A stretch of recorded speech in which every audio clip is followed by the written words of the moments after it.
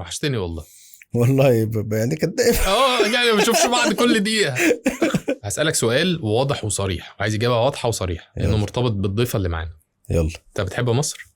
جدا جدا جدا. بتحبها عشان اتولدت فيها ولا بتحبها عشان ايه؟ لا لا لا، ده سؤال فعلا عميق، يعني يظهر سؤال بسيط عشان انت قلت لي هنتكلم فيه، فقلت لك انا عايز افاجئك، عايز اشوف الرد فعل. طبعا. لا عشان لا انا جدا عارف جدا جدا. مصر المعنى والوطن والرمز والاشخاص والتراب والمباني وغطيان البلاعات. مش تاخد كام وتسيبها وتشتغل بره؟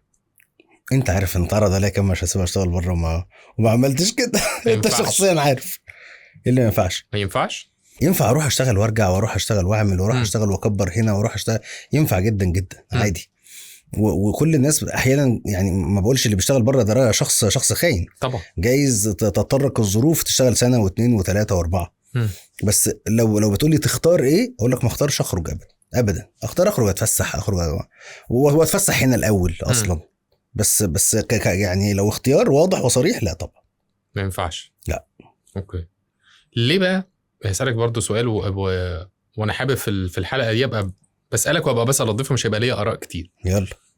بس عشان خفت تقول رايك ولا عشان ايه؟ لا يعني حاسس انه الموضوع ده عادي جدا، ما بكسبش اقول ده بيبقى اكبر مني شويه. ما عنديش مدى المعلومات والاطلاع اللي يخليني اشارك فيه.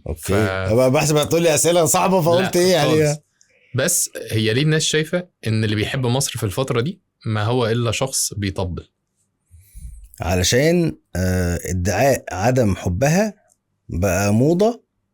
هم اللي هم اهل الشر فعلا خلوا الناس تصدق ان ده جمدان، وده رأي، وده انا كده عندي شخصية. وده اذنه اي حد بيقول اذنه بالمعلومات وبالارقام وبالاحداث هيبقى فرخة بعد 3 دقايق. اوكي. اي حد بيدعي هذا الامر. ليه يا حبيبي ما بتحبش مصر؟ اصل الشوارع، اصل التراب، اصل بتشتغل ايه؟ بشتغل. طب كم ساعة؟ اصل والله. طب انت عملت ايه في الموضوع الفلاني؟ ما هو انا ما فيش في ايدي كل المعلومات. يا سلام، يعني انت ما فيش في ايدك كل المعلومات في طلاق اختك من جوزها اللي انت مش عارف تمانج قضية زي دي، وبتقول اصل مصر تدار ازاي؟ طب انت تعرف مصر؟ يعني انت عارفها بجد؟ انت متخيل انك عارفها؟ صحيح. يعني لو سألته عن كم محافظة مش هيعرف. سيبك من المعلومات العامة، ما اقصدش. اقصد انت شفت ناسها يعني. يعني عارف كيف يحكموا هؤلاء البشر المتنوعين تنوع لا يتخيله بشر. صحيح. ففكرة ده انا جامد، فانا بقول كلام كبير شبه ان لا والله انا بلدي اللي فيها فلوسي. ويطالبوا بالحرية الناس دي، في حين ان هم بيحجروا على حرية رأي الشخص اللي موافق. ده انت بقيت علشان انت مش مؤيد، ما اسمهاش مؤيد، عشان انت مشارك في الوعي او في معركة الوعي زي ما بنسميها. انت مشارك فيها فانت راجل بتطبل، او انت مشارك فيها فانت راجل منتفع. ما هو تلاقيه ولا ما تلاقينيش والله ولا حاجة. ما هو اصل انت واقف ما عنديش. اصل انت عايش فيه، انا هناك اصلا في القرية لسه لحد النهاردة. صحيح. فما عنديش كل اللي انت بتحاول تستغله كأدلة. وبعدين في موضة برضو بنت لذينة، اللي معاه فلوس حرامي. مين قال يا حرامي؟ او الحاجه اللي جايبها له برضه الحاجه جابتها منين؟ عشان كراجل يضايقك. يعني ما هو ابويا يجيب لي عاد. لا ما تلاقي امك اللي جابها. ليه؟ يعني ليه اللي معاه فلوس عاده حرامي؟ لا طبعا اللي معاه فلوس مش حرامي، اللي معاه فلوس اشتغل. صحيح. واللي معاه فلوس اجتهد. وتعالى بقى نعمل 100 قصه اقولهم لك انا النهارده وانا قاعد، 100 قصه على الاقل. ده ما كانش معاه وبقى معاه، واقول لك بقى معاه ازاي وحصل ايه وجري ايه واشتغل ايه وسهر ايه وتعب ايه واتغرب ايه بالمناسبه، وعمل عنده فرع النهارده هنا وفرع هنا وفرع هنا، وبيخطط عشان ال10 افرع التانيين. صحيح. فانا حالفني الحظ ان انا عملت برنامج زمان اسمه انك تكون ناجح. في 63 حلقه ب 63 قصه نجاح. اوكي. اكتر حاجه مشتركه بين ال 63 قصه اللي هم من اوطان مختلفه تماما، من اول العربي عندنا توشيبا لحد بيل جيتس، لحد الراجل اللي عمل اللي في الصين صفحات الصين، اللي هو علي بابا دلوقتي. كلهم مش مدعين، كلهم هكمل حقيقي، هكمل. يعني ما بيسمعش. هو قاطع ودنه وبيقول اللي هو عايزه. هكمل وهشوف ورايح ومصدق بنسبة 100%. وده اليقين اللي لازم انت بقى سيبك بقى من الاوطان خالص، انت شخص ناجح ولا مش ناجح. يا عم هو في تعب هنا صح، وفي تعب هناك على فكرة طبعا، وفي تعب هناك قوي في البعيد وانت هنا بتعمل حاجات والله ما تعرف تعملها هناك. وانت هنا تعرف تميل، هناك ما بتعرفش تميل، تعرف تتنيل طبعا. فانت نكشتني ليه؟ انت فتحتني ليه؟ مش كنت عارف ان انت نفسك تقول ده بقالك فتره في حته. عمري ما قلت قبل كده والله، بس يعني حاجه تزهق جدا انك تقول والله بيحصل حاجه، فيقول لك لا بتحصلش، تقول له تعالى قابلني عند كوبري. بس ما حصل ده، الكوبري ده مش موجود طبعا. تعالى قابلني عند المشروع الفلاني، تعالى نمسك بالارقام عشان اقول لك ما يقولكش كباري وبتاع، تعالى نمسك كده بالارقام، كنا بنستورد بكام دواء وبقينا بكام. ما كناش بنصنع كذا وبقينا نصنعه، ما كناش بنزرع كذا وبقينا نزرعه، ما كناش بنصدر كذا وبقينا نصدره. يتضايقوا قوي صح، يتضايقوا قوي، يقول لك اصل هم محفظين. مين هم؟ محفظيني ليه؟ وانت مش حافظ ليه؟ طب مش حافظ العكس ليه منك جامد؟ بس مش معنى كلامك ده ان مفيش ثغرات موجوده، اكيد مش بتقول ان كله حلو. حد يجاوبني على السؤال ده، ولو جاوب عليه فين مفيش ثغرات؟ اوكي، فين الحته اللي فيها ثغرات؟ كل حته فيها ثغرات بس طبعا. يعني اللي جاوبني على اقول ما فيش هنا ثغرات. نفسي هم بقى يفهموا ده، انه يا جماعه مش معنى انه بيقولوا الكويس انه مش شايف الوحش، هو شايف الوحش. انا بقى كشخص وبيعاني منه، بس هو تمام. الله، احنا ما بنضايقش واحنا ماشيين احيانا من الزحمه طبعا، ما بنضايقش احيانا من المطب، ما بنضايقش احيانا لو في مستشفى مش موفره العلاج. يا جماعه بنضايق طبعا، ما بنضايقش ان في مثلا حاجه هنا اغلى من لو جبتها بره، وببقى متضايق وغيران طب ما اعمل ايه؟ صح. طب هل بقى بس كان في رهان قريب قوي مكيفني وانا كنت مراهن عليه بنسبه 100%. يا تنزل ولا مش هتنزل؟ قال لك طب لما الدولار ينزل بقى ورانا الاسعار هتنزل ولا مش هتنزل؟ نزلت وبتنزل وهتنزل، وهات لي حد بقى منهم قال انها نزلت. لا مش هينفع ليه؟ لان السكريبت بقى الحقيقي اللي بيتوزع هناك ما عمره ما يقول كده. كانش فيه الخطه دي، ما كانش فيها الخطه دي. الله ينور. لا هو كان متخيل هو هيفضل يرتفع والتضخم هيزيد والاسعار هتزيد. انت دلوقتي عندك حاجات انت عارف هتشتريها بكام. في حاجات نزلت 33% على وجه الخصوص، الخضروات والسلع الاساسيه، يعني تلت سعرها اللي غلي. هل هو غلي اصلا بمنطق؟ لا طبعا، ما عشان بس نقول برضو صحيح، مش بقولكش طب هو غلي قد ايه اصلا. غلي 50% يا عم، غلي 100%، بس نزل منهم كلهم من التوتال دلوقتي 30% وبينزل، وانت وانا عارفين وعايشينه. بس في حد يقول لك ما بيحصلش. طب بس انا سالتك السؤال ده لا خالص والله. سالتك السؤال ده علشان الضيفه اللي معانا النهارده هي بتحب مصر زي ما انت بتحبها كده، وكنت قاصد ان انا اعمل ده علشان انا بحب مصر كمصري عادي، مش عايز اطلع منها ومش عايز اشتغل بره ومش عايز اتغرب. بس انتوا الاتنين تحديدا لا بتحبوها حب غريب، تقعدوا تدافعوا وتتابعوا. انا بالنسبه لي تمام، حتى اهل الشارع عايزين يتكلموا. اصلا انا مبسوط، فانا مش مهتم بيكم انتوا بتقولوا ايه. انتوا اللي تبنيتوا ان انتوا عايزين تتخانقوا معاهم فعلشان كده قررت انكشك في ده زي ما احنا هننكشها في ده في الحلقه. يلا بينا، ده هي كمان نكشها مختلف تماما طبعا خالص. يلا نجرب. يلا.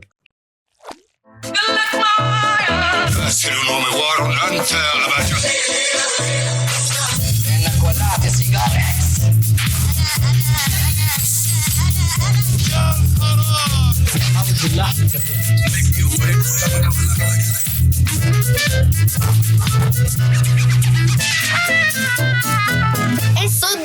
ايه الصوت ده؟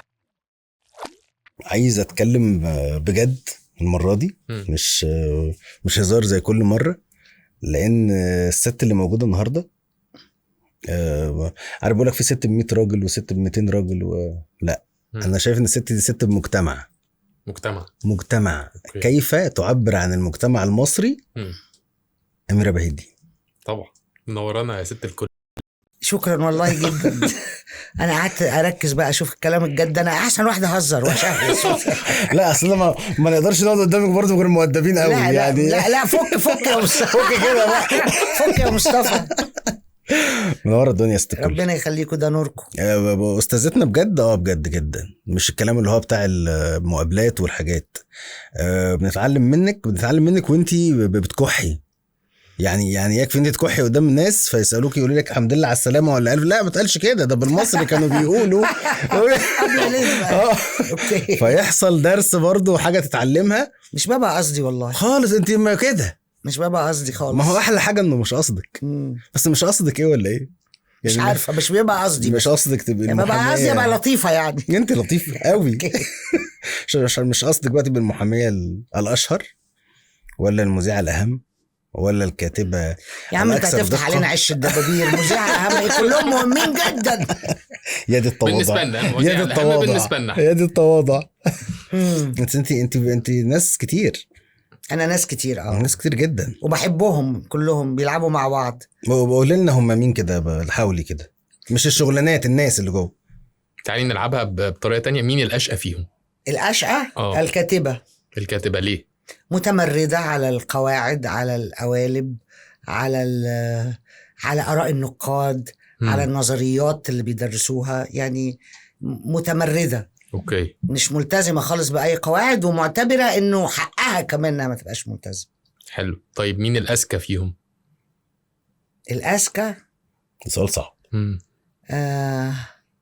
لا يعني هم مقسمين كل واحد واخد درج. اوكي. يعني ان صح التعبير ان في ذكاء فهم مقسمين. لا في اصل كلمه الاذكى الواحد ما حدش يقدر يقول على نفسه كده، انما يعني هم مقسمين لدراج. اوكي. مين الاكثر حسما؟ المحامي. شو اصلا مش غير ازاي؟ المحامي. اصل المحاماه حاجه خطيره جدا بجد، مسؤوليه كبيره جدا، رغم انه يمكن الناس ما بتبقاش شايفه ده. احنا بنتعامل بمنتهى المسؤولية، فلازم تبقى بتتعامل بمنتهى الصرامة ومنتهى الحسم. انا بضيف بعد انساني بمنتهى الانسانية، بس ما اعتقدش ان كل المحامين شايفين انه هم شايفين انهم بيؤدوا واجبهم وهم محقين، ما بلومهمش يعني. لكن انا بشوف ان المحاماة هي تحتاج الاكثر شدة والاكثر صرامة والاكثر انضباط ودقة، ولأنه في حاجات توديك من حتة لحتة. يعني القانون مثلا حدد مواعيد للطعون، تطعن ده في 15 يوم، ده في 40 يوم، ده في 60 يوم، ده في 10 أيام. مش مسموح لك بالخطأ. عدى عليك الطعن؟ لا مش عدى عليك، عدى على الموكل. اوكي صح. عدى على الموكل الفترة الزمنية المسموح فيها. هو مش هيروح المحكمة يقول أصل المحامي غلط، هو يبقى راح في داهية وبس. اوكي. فالمحامي هو أكثر صرامة. طب مين فيهم الأكثر شغفا؟ بين مين ومين؟ شخصياتك. يعني أكتر واحدة فيهم عندها شغف وعايزة كل يوم تعمل حاجة جديدة كلهم بقى. كلهم مجانين كلهم. الصفة المشتركة أظن. كلهم يعني لا يرضيني أبدا، أو بلاش لا يرضيني، لا أكتفي أبدا بأي حاجة عملتها أو حققتها في أي حاجة. يعني شايفة إنه لا، أنا أقدر أعمل أكتر من كده وأحسن من كده وأجود من كده وأفيد من كده، فطول الوقت في يلا بينا. أوكي. طيب الإعلامية مين أكتر واحدة صاحبتها فيهم؟ يعني بتطلع كده تكلمها شوية بعد كده تختفي؟ لا كلهم بيكلموا بعض. الإعلامية ترى يعني الإعلامية مش ممكن، مش عارفة أقول لك إزاي. يعني الإعلامية عندها رصيد من الحواديت بتاع الكاتبة والمحامية، وعندها والمصورة ما تنسيش. لا ما أنا لسه كنت هقول. عندها رصيد من الحواديت بتاع الكاتبة والمحامية، وعندها رصيد من اللقطات والمشاهد بتاع المصورة والكاتبة. خلاص. وعندها حواديت جدتي وجدتك ومطبخ خالتي وعمتك. يعني عندها حاجات كتير. الإعلامية عشان تبقى بجد بتكلم الناس وشايفاهم وحاسة بيهم وبتعبر عنهم لازم تبقى تشبههم. فلازم تبقى بتشتري منهم شبه وتفاصيل. طب. يعني مش لا انا بشبهكم، فابقى انا بتكلم بصوتكم، بنغمتكم، بايقاعكم، بلسانكم. اوكي. طيب وايه الشخصيه اللي ناقصه؟ مش فيهم كانت ناقصاكي؟ يعني احنا عندنا المحاميه والمصوره والكاتبه والاعلاميه كان ناقصنا ايه؟ ما نفسك تطلعي ايه؟ هقول لك. انا كنت وانا صغيره يعني في ابتدائي وفي اعدادي وثانوي كنت طول عمري في فريق الموسيقى في المدرسه. كنت بعزف اكسليفون الاول، كنت بعزف كلارينيت اللي هو بنخبط بيه ده، بعدين كنت بعزف اكسليفون، وبعدين كنت بعزف اكورديون لغايه ثانوي. بس انا كان وما زال حلمي اني اعزف بيانو. كنت احب قوي ان انا يبقى احد الحاجات اللي بعرف اعملها اني بعزف بيانو. واعتقد ان انا لو كنت عزفت بيانو يعني كان هيبقى في جانب تاني من لان انا بقدر الموسيقى جدا، بحبها وبعتبر. عايزه اقول لك انا لما بكتب اي عمل في معزوفه ما تصاحبني من اول العمل لاخره، هي حلو. تدي المود. وانا بالنسبه لي الموسيقى دي شيء مهم، فانا لو كنت بعزف كنت هبقى مبسوطه قوي. وجايز اتعلم، لسه مش عارفه امتى، بس عشان اتعلم لازم اشتري بيانو، عشان اشتري بيانو لازم اشتري بيانو قديم، ولازم يبقى عندي مكان في البيت، يعني حاجات معقده كده. بس جايز مش عارف. انا متخيل ومتاكد انه هيحصل.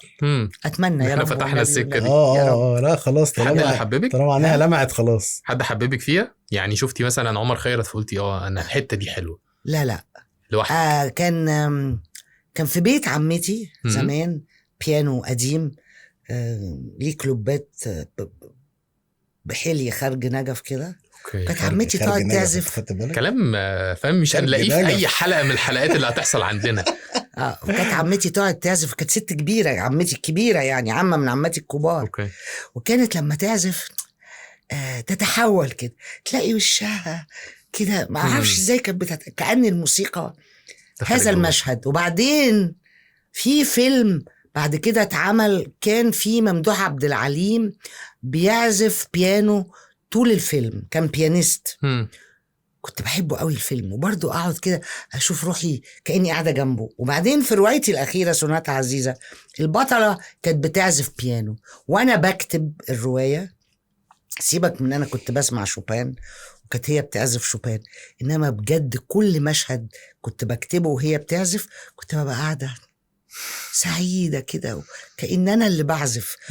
وكنت بفتح اليوتيوب باي ذا واي يعني عشان اشوف المعزوفه دي حركه الصوابع بتتحرك عليها ازاي على السلم الموسيقي، عشان وانا بكتب اقول مثلا اطالت اصبعها على حرف الدو فنطق البيانو كذا كذا، فانا عارفه صوابعها بتتحرك ازاي وانا بكتب، لان اليوتيوب شغال والمزيكا شغاله وانا بكتب. نفسي اكتب، نفسي اعزف. انت بتلعب مزيكا اصلا؟ نفسي. انا يعني هستأذن استئذان الاول. اتفضل. انا هطلع بعض الاسرار. يا للهول، ربنا يستر. ينفع يعني من غير ما تزعل الناس منا بس؟ لا ابدا طيب. ابدا طيب. والله هم هيحتاروا بس. لو انت كنت تعرف الشوبان اصلا؟ لا خالص، ما هي دي برضو احد الحاجات. ده احد الاسرار اللي جنني. بص هقول لك، وانا بكتب سوناتا عزيزه كتبت عن شوبان. في عندي روايه تانية في الروايات اللي هتصدر قريبا، الروايات القصيره. الست بطلة الرواية بتسمع مش دي رسالة من السماء. ده والله ده رزق. بتسمع الست اللي كانت بتغني لافي اون روز اسمها بيدات إيداف. انا معرفهاش خالص. انا بسمع مصري. انا بسمع، انا هشيل دي كده هحطها كده تيالي نلعب البخت. ماشي، اصل انا لو فضلت في ايدي هفضل العب فيها. الست نبيلة لما كانت بتسمع على في اون غوز، اوعى تقول لي ما كنتش اعرف ايدات بيتاف دي خالص، ولا كنت اعرف انها صوت مهم في فرنسا، ولا انها مش عارف ايه. بس انا لما جات لي الست نبيلة كانت بتسمع في البلكونة على الجرامافون لافي اون غوز، فانا فضلت طول الرواية جبت الست دي اللي هي اسمها صعب، حتى إيدات بيداف اسمها صعب كده. المصريين بيقولوها إيداث مش عارفه اسمها ايه يعني. انا نطقتها كده غالبا الفرنساويين هيجوا يلسعوا. مش عارف نطق فرنش اني احسن، بس المصريين هتلاقيهم دايما كده. فجبت الست دي وقعدت اسمع اغانيها ولافي انغوص دي بقت جزء من حياتي. وبقى لما بسمعها دلوقتي بحس بشجن شديد. واعتبرت ان دي ظاهرة وخلصت. الست نبيلة كتبنا عنها وروحت لغاية ما جت عزيزة هانم. واوعى تقول لي ليه هانم، هي جت كده اسمها عزيزة هانم اللي هي البطلة بتاعت سوناتا عزيز. جت قاعدة على بيانو في بيت ريفي. ده جنون بالنسبة لي، جنون. اللحظة اللي استقبلت أول تعامل مع التواصل مع الرواية كان بالنسبة لي جنون. بس قدامي ما تقولي المصطلحات دي عشان الناس هتتجنن زي اصل ده فن تجريدي بالنسبة لناس كتير قوي. هو حد بعت لك ايميل يعني، حد بعت لك قال لي خدي دي مواصفات؟ لا هي جت ازاي بقى؟ هي جت يعني انا كنت قاعدة كده وقاعدة بقول يا دي المصيبة، أنا خلصت البرديات بقالي 1.5 سنة وما كتبتش. بين موهبتي نضبت، لا بين ما عنديش موهبة أصلا يعني، أكيد طفرة وخلاص.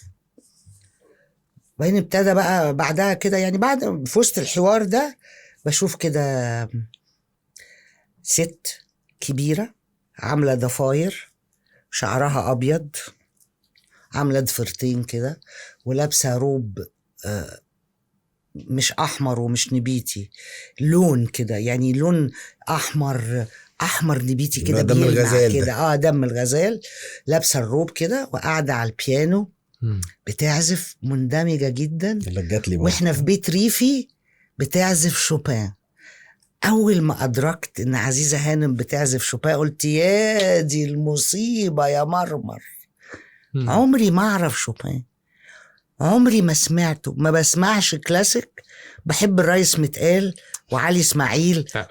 في حاجه مش فاهم يعني. الفكره جت انه الشخصيه دي هتبقى قاعده بتسمع شوبان، كانت كده في دماغي. لا هي بتعزف شوبان وانت تعرفيش اصلا ان في حد عايش اسمه شوبان؟ لا اعرف ان في شوبان طبعا، خواجه شوبان اعرفه. ماشي. لكن بيعزف ايه ما تعرفيش. وهي ليه بتعزف شوبان؟ طب ما بتعزفش علي اسماعيل ليه مثلا يعني؟ مش عارفه. ماشي. امشي اللهم احفظنا. تاني يوم تيجي عزيزة هانم تقعد على البيانو تعزف شوبان. بتيجي فين؟ في دماغي. ايوه في دماغي بتيجي بشوفها. انا شايفاها كويس زي ما انا شايفاك كده. لا ما كيس عبي براحتها ما تقلقنيش. بضفايرها الفضي، بالروب النبيتي، بالكرسي، قاعدة على البيانو قليطة كده يعني كده وبتعزف شوبان. معتزة جدا في بيت ريفي. اوكي. ليه بيت ريفي؟ لانه الحاجة اللي على طول اللي جت بعد الفكرة دي ده الخولي سمى بنته عزيزة هانم. ده مش لقب، ده اسمها مركب. لا هي اسمها عزيزة. اوكي. وبيقولوا لها عزيزة هانم، انما الخولي سمى بنته عزيزة هانم. يا دي المصيبة يا مرمر يعني. انا دلوقتي عندي عزيزة هانم بتعزف على البيانو، بتعزف شوبان، والخولي سمى بنته عزيزة هانم. مين دول في الريف؟ ليه في الريف؟ ليه شوبان؟ مين شوبان؟ بدأت بقى حضرتك بدأت بقى عايز اقول لك بقى، بدأت طبعا اذاكر شوبان كشخصية طبعا، ايه حكايته، وبعدين ابتديت اسمع مزيكا شوبان عشان ابتديت ادرك ان شوبان ده حد مهم جدا. واكتشفت حاجة غريبة كمان لما ابتديت اسمعه كتير كتير كتير كتير، ده نص المزيكا اللي في الدنيا مسروقة منه. واكتشفت انه عنده معزوفات مرحة جدا ومعزوفات كئيبة وحزينة جدا. فبقى عندي ان عزيزة هانم بتعزف شوبان الربيع لما تبقى مبسوطة، فايديها بتتحرك والمزيكا تريك تريك تريك تريك تريك تريك تريك. لون الحتة دي من الرواية بيبقى مبهج. خلاص هي بتعزف هنا كده. امتى؟ بينما في بقى عندها ليالي الشتاء، وعندها معرفش ايه، طبعا مش فاكرة الوقت. بس انا كنت منزلة عاملة داونلود مثلا 20-30 معزوفة، والسوناتا وبين هو ما بيسميش مزيكته ليها ارقام وايه يعني، ايه سوناتا ولا مش سوناتا ولا. ابتديت اذاكر بقى، وبين ابتديت بكتب الرواية كلها وشوبان بيشتغل خلاص على السماعة جنبي ومعلية الصوت جدا عشان يبقى أنا عايشة معاه ومعاها. وبعدين ابتديت، طيب ده بجد، ابتديت احس اقول انه عزيزة هانم وهي بتعزف بترسم بالالوان، وبعدين اكتشفت انهم بيقولوا عليه كده انه العازف بالالوان، هو بيعمل حالة من اللون في المزيكا، ما كنتش اعرف. وسمعت شوبان لما فرفرت، وكانوا يخشوا عليا في المكتب وانا بكتب الرواية، انا حتى سماعة قصادي والمزيكا فيخش الاستاذ عادل فاقوم موطيه المزيكا اي عدول، فنتكلم في القضايا وفي القانون، فيخرج فاقول اقفل الباب، فيقفل الباب، فعلي المزيكا عشان اخش في المود تاني. وانا فين؟ احنا في حته مرحه، احنا في كنتش اعرف. العفاريت. يعني عشان كده بقول لك الكاتبه اكثر تمرد انا بشوف الكاتبه عندك شبه الافلام، في بعض الافلام كده اتلعبت حلو قوي، هو المؤلف بينزل يمشي في وسط المشهد يعني عارف، ويقول حاجات، ولما يخرج المشهد يكمل. انت الكاتبه دي، انت الكاتبه اللي بتبقى قاعده معاهم تقول لك جات لي ولما اتكلمنا ويعني جات يعني انا قاعده معاهم احياء يرزقون، يعني قاعده يعني انا لما خلصت البرديات مش هزار، كنت بقعد كده لما بيكلموني بقى ما هم كتير وانا عايشه معاهم وبحبهم. وبعدين وانا بكتب البرديات دي بالذات كان عندي حاله غريبه جدا، كنت بكتب وفي مشاهد اعيط وانا وبتاع، ومشاهد اضحك بصوت عالي جدا اي حد يقول دي، وانا بضحك جدا وانا بكتب. اللي جالها فلما بقول لك لما خلصتها عندي صديقه الدكتوره امال كمال، اقول لها امال كلهم لسه معايا، تقول لهم روحوا المطبعه كنت اقول لهم كده خلاص بقى انا خلصت كتابه مش هكتب تاني، يلا امشوا بقى روحوا بقى ما تجوش تاني. هم موجودين وعايشين انا شايفاهم. حتى اللي قرا الروايه في بعض الناس قالت لي تعبير غريب قوي، قالوا لي انت ما رسمتيش الشخصيات شكلها ايه. قلت لهم غريبه قوي مع اني شايفاهم، بس انا من كتر ما انا شايفاهم ما وصفتهم. انت مش حاسه ان هم محتاجين يتوصفوا؟ هم قاعدين اهو كهرمان لم عيالك عندي شغل. طب عايز ارجع خطوه لورا. اتفضل. حضرتك درستي المحاماه صح؟ عادي جدا، وكنتي طالبه عادي زينا اكيد، بتشيلي شنطتك وفيها الكراريس وفيها الكتب والكشاكيل. أيوه. وكل ايه اللي وصلنا لده؟ يعني ده كان بيحصل وقت الدراسه مثلا، كان في ناس بتيجي تكلمك وقت المذاكره، ولا الناس دي ابتدت تكلمك امتى؟ يعني عادي طالبه تروح المدرسه دخلت محاماه، ايه بقى اللي دخلنا في كل ده؟ هقول لك، كنت انا كنت بحب القرايه قوي طول عمري.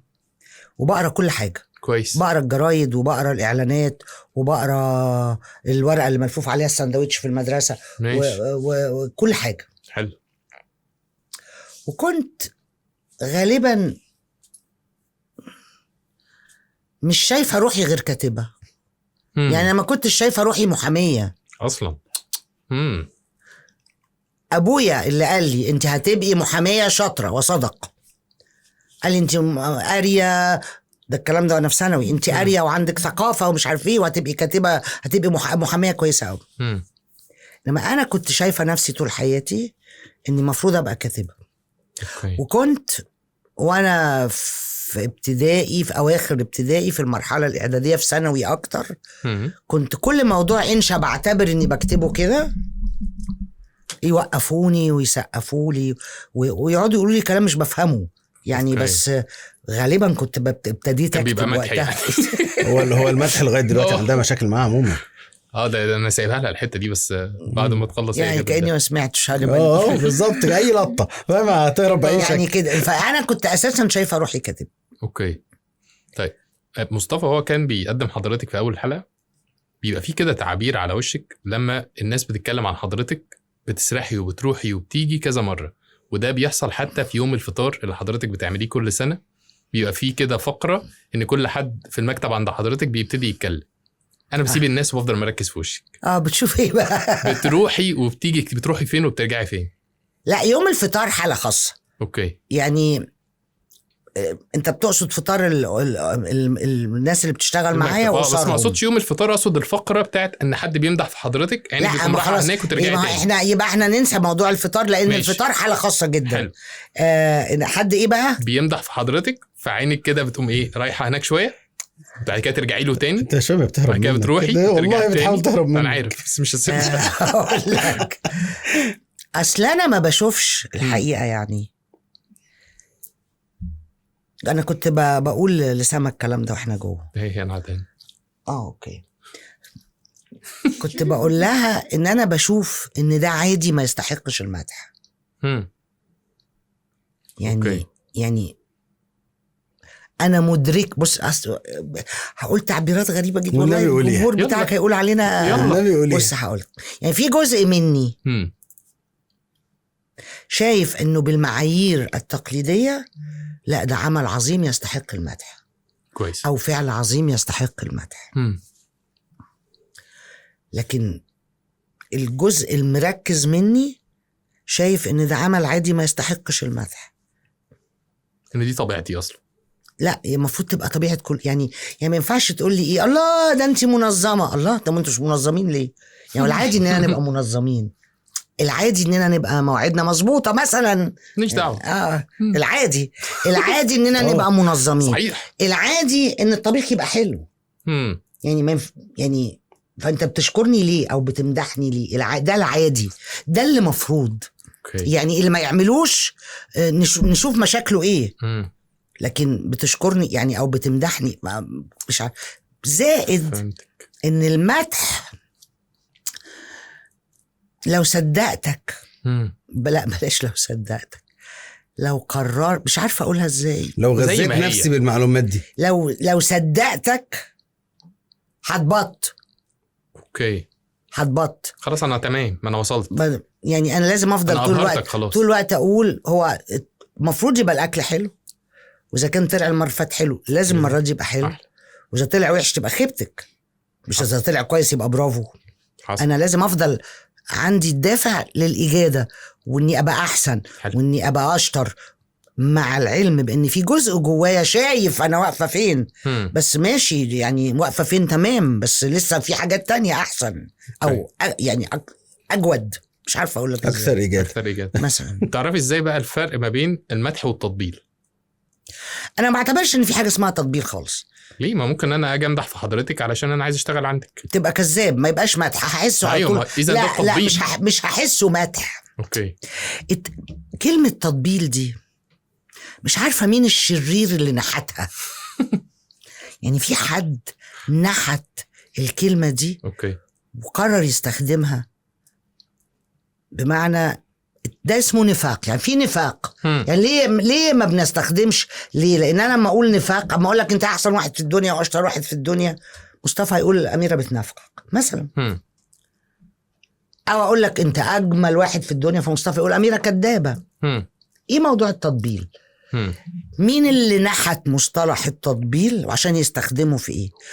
هو نحته عشان يستخدمه في القول الصدق فيسفهه، مش في النفاق ومش في الكذب، وبالتالي علينا نتصدى للمصطلح اصلا. حلو، اشتريت. ده كوت عظيم جدا. اشتريت. تعرف ازاي الفرق بين المدح والنفاق؟ طب وانا لو قلت لك ان عمر حد ما نافقني لاني ما سمحتش بده، تصدقني؟ لا، عايز اعرف الحكايه. يعني عايز اعرف في مره ازاي ما سمحتيش فهصدق. بس انا كده بصدق حضرتك. طب اوكي. يعني بمعنى ايه؟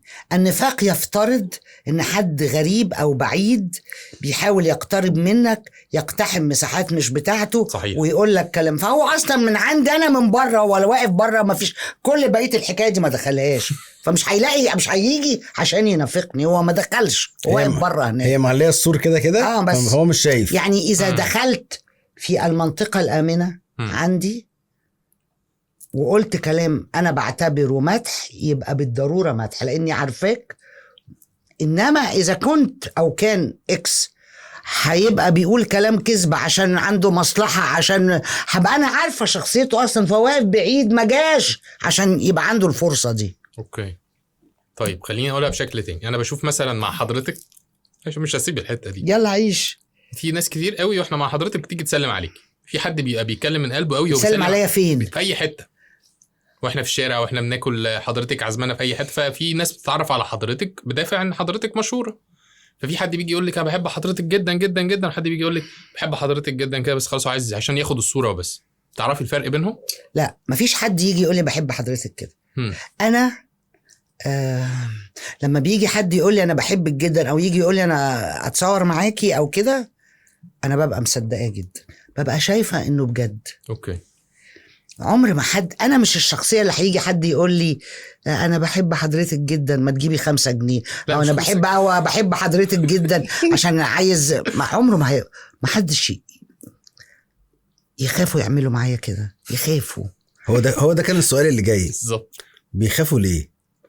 مع اني بعملش حاجه والله، والمصحف والنعمه. طبعا او اضطريتي تخلي الناس تخاف ليه؟ لا انا عمري ما حاولت اخلي حد يخاف مني. انا بستغرب انهم بيخافوا مني. انا رايي ان انا لطيفه، ده كده يعني ما اختلفناش عليه. بس هقول لك حاجه، في بعض الاشياء او في بعض المواقف انا صارمه الناس بتعتبرها اعتداء عليها، وانا مش بيبقى قصدي.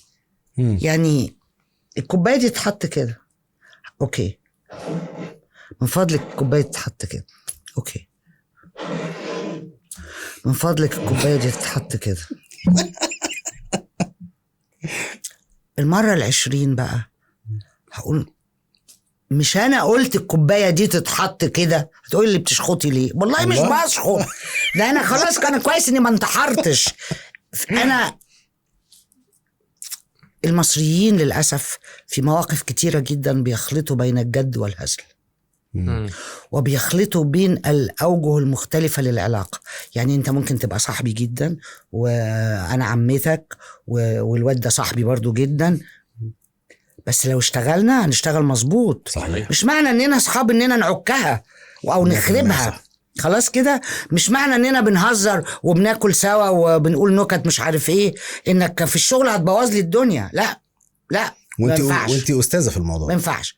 فالمصريين مش متعودين على كده. يعني يا اما ابقى حد دمه تقيل وربنا ينجينا منه وتغور امتى، يا اما حد بقى فقري ولذيذ كده ويبقى ايه والبساط احمدي. لا، الجد جد والهزار هزار.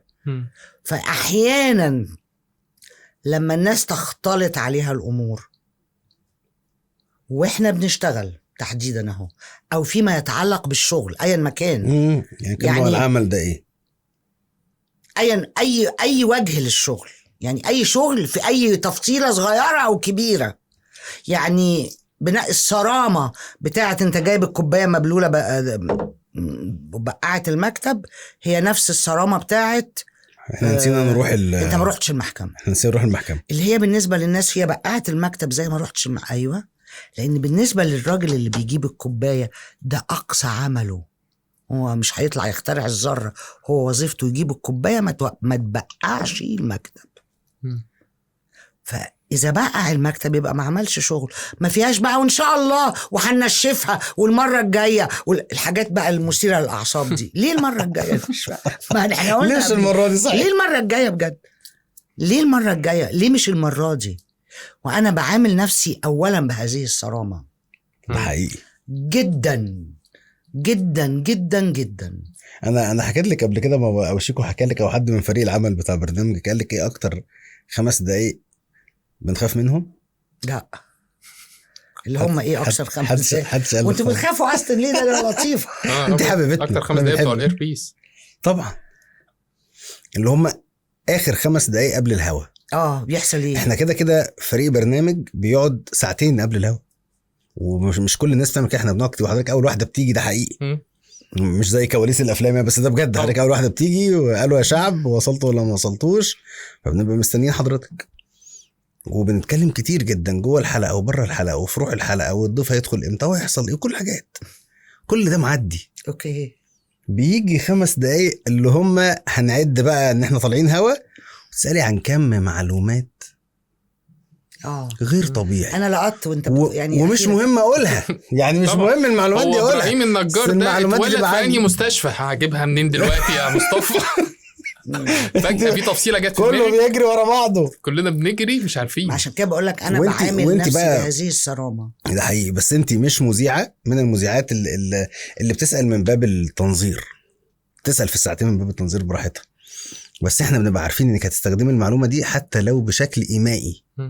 يعني مش شرط تقولي ده سنة كذا في المستشفى كذا خالص، بس هتجيبي سيرة المستشفيات في المحافظة دي في الوقت انت هتبني ستوري، فاحنا عارفين المعلومة مهمة. طيب خليني اقول لك على حكاية، فاحنا بنبقى قلقانين اول من اخر 5 دقايق دول. ال5 دقايق دول هم اللي خلاص احنا هننتقل من حالة الفككان اللي بيننا وبين بعض ايا ما كان من وجهة نظركم صرامته، لحالة احنا بقينا قصاد الناس. الآن سنخضع لحكم الناس. اوكي. هنطلع نقول حاجة مفيدة ولا ملهاش لازمة، هنطلع نقول حاجة ناقصة فحد يقول يا عم ولا هم دريانين، هنطلع نقول كلام غلط ولا صح. احنا بننتقل كومبليتلي، بنطير من كل اللي حوالينا لحكم الناس. هيحبونا ولا لا، هيصدقونا ولا لا، هيأمنوا بكلامنا ولا لا.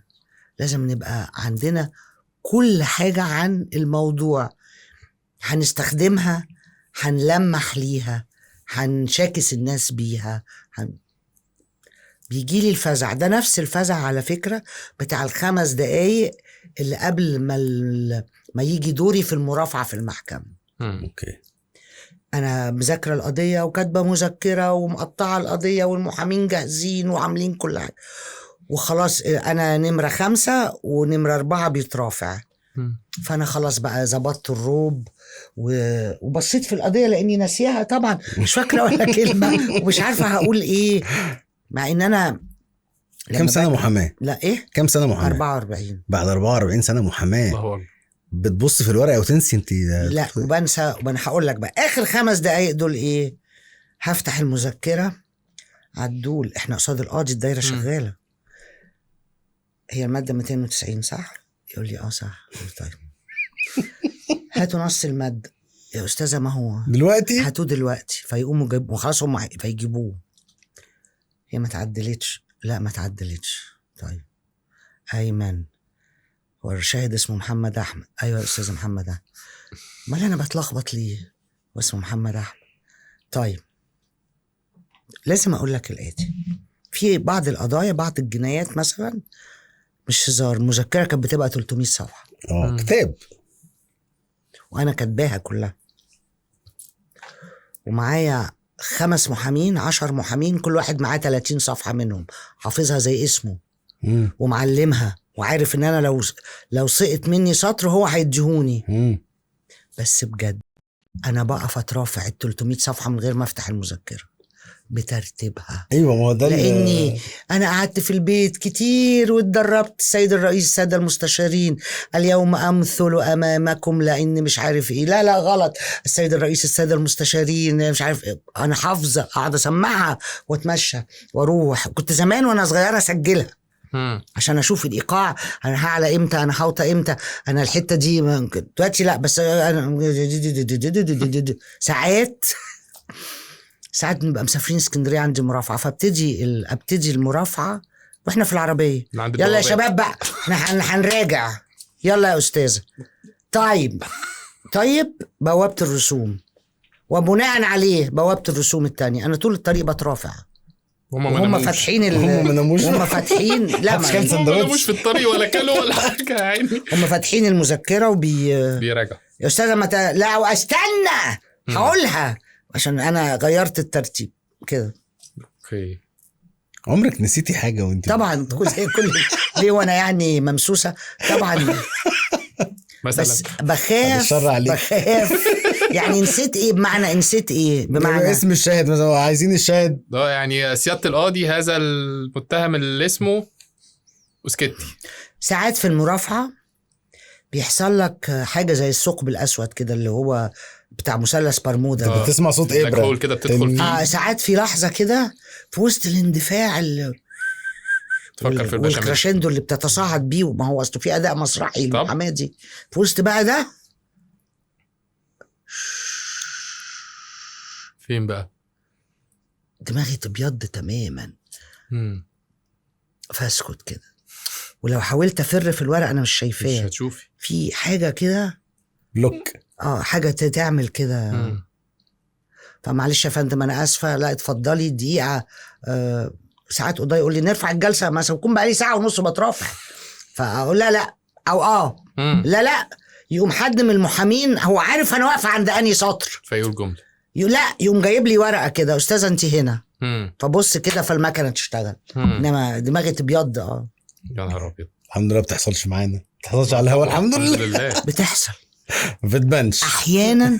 وانا بسال الشاهد وانا بسال الضيف، والله انت بتعتبريه شاهد اصلا. وانا بسال الضيف احيانا هو انا بساله سؤال. بص بقى دي حاجه صعبه وغريبه شويه. انا بساله سؤال وهو هيبتدي يجاوب، وانا يبتدي يتركب في ذهني سؤال تاني من السؤال ده، فاقول اول ما هيخلص هساله السؤال التاني. احيانا على ما يخلص يكون السؤال طار اذا ما كتبتوش. فالاقي روحي في كده ثانيتين بيض كده، فاقوم فاتحه الورق ومختاره سؤال مكتوب اهو عشان بس الحمد لله في البرنامج في حد غيرك بيتكلم فالدنيا تمام. انما كده ساعات. بس حضرتك كده قلتي حاجه من شويه ان انا بطلع وبنزل. هل صوت المحامي مهم في القضيه؟ يعني طريقه مرافعتك واستخدامك لصوتك والتمثيل بصوتك قدام المحكمه بيفرق غير ان انا ابقى مونوتون بكلمهم؟ الصوت عموما وانا بكلمك دلوقتي لو قعدت انونولك كده اصل مش عارف ايه هتناموا. صحيح، واحنا ما هنصدق. انا كان فاضل جملتين اصلا. الصوت جملتين من دول. طريقة الإلقاء جزء مهم من كيفية التواصل في المطلق. في الحب مع العيال، اما اقول لبنتي انا بحبك غير انا بحبك خلاص. في الحب بكلم ابويا، بكلم امي، بكلم واحده صاحبتي وحشتيني جدا غير وحشتيني جدا. فاذا التون انا لازم اطلع وانزل في اي تواصل بشري. ده اذا كنت عايز اوصل بصوتي حاجه، يعني ممكن اخد واحده صاحبتي بالحضن جدا جدا، فالحضن يغني عن الكلام. صحيح. انما اذا استخدمت الصوت ده وربنا مديك براح فيه، هتعلى وتوطى، وصوت ناعم وصوت صارم وصوت ملون في زركشة وفرح، وصوت موسيقي وصوت حزين وصوت بارد. عيش بقى، اختار. طبعا. ده اللي ودانا لتجربة الراديو اظن. الراديو، بحب الراديو. انت عارفه ابويا قال عليك ايه صح؟ اول ما اشتغلت معاك قال لي صوتها بيطلع في التلفزيون. جمله حلوه قوي، جمله حبيتها جدا. يعني هو اسمها فويس نوت قلت له دي المذيعه اللي هشتغل معاها، مع ان انا على صوتها بيطلع في التلفزيون. ما بحبش صوتي في التلفزيون. ازاي؟ ما بحبوش. دي في الراديو بس ولا بتحبيش صوتك زي كل الناس اللي هي عندها صوت حلو بتقولك ما بحبش اسمع نفسي؟ طب هقول لك حاجه، انا غالبا بسمع صوتي من جوه دماغي. مش يعني معلش، مش زي ما احنا سامعينه يعني. بالظبط. صوتي بيخرج من عندي ليك، بيمر في الهواء، بيقولوا في الاثير وبتاع وكده بيوصلك. انما انا غالبا بسمع صوتي من جوه دماغي، من عظم راسي دي، من اول ما يبدا. الصوت اللي بيوصلك اللي انا ساعات اسمعه في الكاسيت مثلا او في الراديو او في كده، مش بحبه زي صوتي اللي انا بسمعه من جوه دماغي.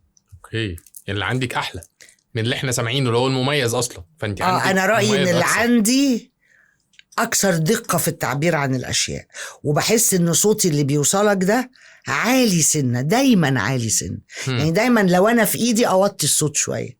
اوكي، بس ده حماسك. لا ما هو من غير ما افقد حماسي. من اكتر الحاجات المهمه اللي بتفرق معانا كلنا في ان احنا نعرفك ونبقى مبسوطين ان احنا عارفينك، مش ان احنا شغالين معاكي. انت يكفي الشخص 5 أو 6 دقايق، وده سؤال مهم جدا اساله لك، انه يقوم من معاكي عايز يكسر الدنيا. يعني متحمس يعني جدا. اوكي، متحمس جدا ايا كان الموضوع اللي هتكلميه فيه. لو هيقوم يقلي بنيه يعني هو هيقوم يقليه وهو مبسوط وعنده طاقه، رغم ان هو كان قايم يعني ما نعمل اي حاجه ناكلها. بص هقول لك، بصرف النظر عن موضوع الصوت انه حكايه الحماس. بصرف النظر عن موضوع البانيه. قلت لي لا البانيه مهم هنتكلم فيه. لا بصرف النظر عن الصوت. انا عموما متحمسه للدنيا. الله، متحمسه بجد. يعني متحمسه. هنخش نطبخ يبقى لازم نبقى متحمسين ومبسوطين. هتفرج على فيلم، بتفرج على ماتش بقى جعار. كان زمان عندي كلب صغير، كنت انا اصوت بقى لما الجون يضيع وهو يجري في البيت، يقول لك في حرب، في غزاة داخلين. ما انا بصوت ليه كده سويتني. وانا مثلا بتفرج على افتتاحات الرئيس، لو انت معاك كرين بتتفرج علينا، احنا معانا، احنا بنشوفك. انا لا يمكن اكون قاعده على الكنبه في بيتنا، دي قاعده في الاحتفال، انا بقوم وبسقف وايوه كده ومش عارف ايه وهيص واعيط واطبل وانا لوحدي خالص. لو اي حد بيفرج دي مجنونه رسمي وهربانه من المستشفى. دي حاجه حلوه. لا احنا في ناس يعني انت لسه عايشه عادي. خلاص فانا عموما متحمسه. يعني مش الناس تقول لك يعني مش شايفه حاجه وحشه، لا شايفه حاجات كتير وحشه، شايفه عيوب، شايفه نواقص بتعاني اكيد، ولكن إنسان. هو أنا لما أركز في السواد ده هيحصل إيه؟ الدنيا هتلون؟ مش هتلون. لكن لما أبقى متحمسة للدنيا هتلون. هنخش نطبخ أنا وإنت وما مفلسين وجرابيع ومش لاقيين ناكل، خلاص أهو. هنخش نقلي بتنجان ونحمر بطاطس، لا هنسلق البطاطس لان معناش تمن الزيت، وهنهرسها ونحط عليها سنه ليمون وشويه كمون، ونجيب حزمه بقدونس ونخرطها، ونجيب رغيفين نفقعهم ونسخنهم ونقعد نغمس. شبعنا. احنا شبعنا دلوقتي، احنا جوعنا خلاص. وممكن يبقى قصادك الكنوز وفي سواد طافح كده ممررك على الدنيا. في أصعب المواقف اللي مريت بيها في حياتي شخصية، في أصعب المواقف كنت شايفة إن الحمد لله ربنا كريم، هنعدي، إحنا أحسن من غيرنا، ده كده تمام، مشكلة كبيرة بس ليها حل. فأنا متحمس. بتعدي فعلا، وتعدي طبعا. وفي حاجة بتعديش، كل حاجة بتعدي، كل حاجة أصعب حاجة بتعدي. بس أنت فين بقى؟ أنت هتطرح السواد بقى وتتكعبل ويبقى ريقك مر بقى فتشربه وتتسمم وكده، ولا هنواجه إزاي من غير طاقة إيجابية؟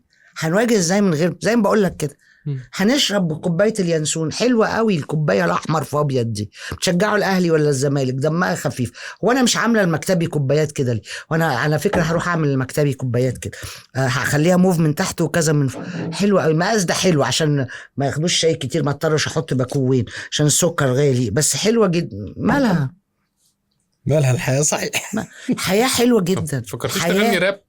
لا الفتره اللي فاتت لا بزعل منه قوي، انا اقدم من انا عارف. لا بس ما شاء الله عندك قوه ارتجال، ان انت دلوقتي قعدتي تقريبا مثلا 40 ثانيه بتقولي كلام عن الكوبايه دي. بيسموها حاجه في الراب الفلو بتاعها سريع كمان. لا ما انا عندي ده ونفس طويل قوي، ده اقعد ارغي انا والكوبايه دي 3 ساعات. اوكي 3 ساعات يعني احكي لك فيها 3 ساعات.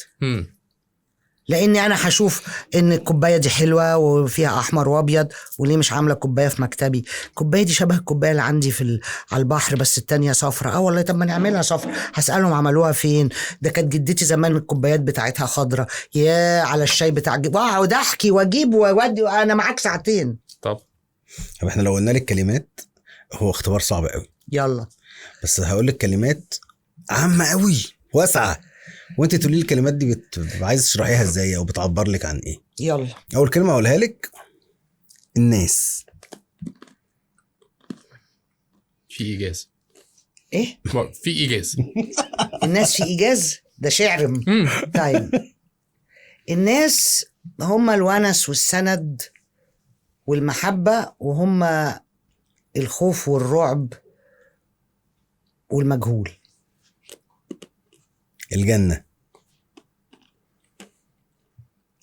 الجنة يعني طول ما انت بتحمد ربنا على اي حاجة انت عايش فيها او بتمر بيها، انت في الجنة، مش محتاج تروح هي الجنة.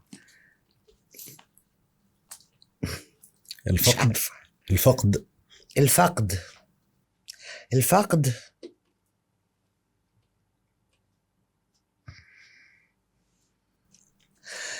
عندي نظرية غريبة قوي في الفقد، بس ما رضيتش اقوله مصطلح تاني. الموت.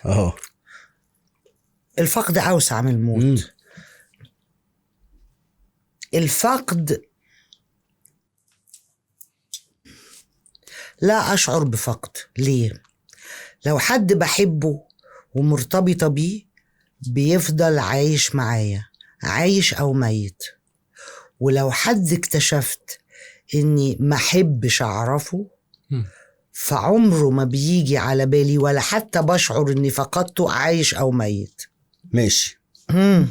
عايز اقول كلمة كمان. يلا. الزحمة.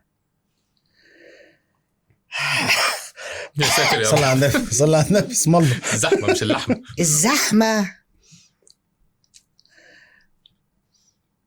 الزحمة إذا مرتبطة بقلة النظام تبقى قاتلة، تبقى فوضى. والفوضى شيء مدمر ومش مفيد خالص. إنما الزحمة إذا فيها نظام ما، ليها سياق أو إيقاع ما، ممكن تبقى حاجة لطيفة أوي. الفشل يعني إيه؟ الفشل، مصطلح الفشل بالنسبة لي يعدي ما أنا عليك سألتك إزاي؟ يعني إيه؟ ما تعرفيهوش أصلا. الفشل هو الاستسلام لعدم النجاح. ليه تستسلم لعدم؟ ما تحاول تاني، ما جايز ربنا يكرمك، ما جايز تعدي. ليه؟ يعني كلمة الفاشل دي ما بفهمهاش خالص. يعني الفاشل هو البني آدم اللي خد قرار أن يكف عن المحاولة وما يحاولش ينجح. لو أنا على فكرة لا مش قادرة هقول لكم حاجة فظيعة جدا. يلا. انا لما اتجوزت ما كنتش بعرف اطبخ خالص. يلا. ما اتعلمتش الطبيخ، ما اتعلمتش تعملي الصواني والطواجن دلوقتي والحاجات لا ما اتعلمتش الطبيخ. ماشي. بس ما ينفعش، هبقى ست فاشله. لازم اتعلم الطبيخ. فاتعلم الطبيخ بقى، اكلم عماتي واجيب وصفات واجيب مجله حوا واجيب كتاب ابله نظيره وكده. نهار ابيض. واتعلمت الطبيخ وبقيت شاطره في اللي بعرف. يعني بمعنى ايه، في اكلات ما باكلهاش فما اعرفش طعمها فمش هعرف اطبخها. ماشي. انما اخش تحديات لنفسي. هعمل ديك رومي في البيت. هعمل سمك وشوربه سمك واشوي واقلي، هعمل. بس انا فاشله في الرز. يا نهار اسود. ده الناس الستات بتعمل الرز بكده، يعني بتبدا الرز وما كانش في الاكل وحش، بايظ، معجن، ناشف، ما بيلمعش الرز، ما بيلمعش ولازم ومطفي كده وشكله كئيب، عامل زي رز السجون.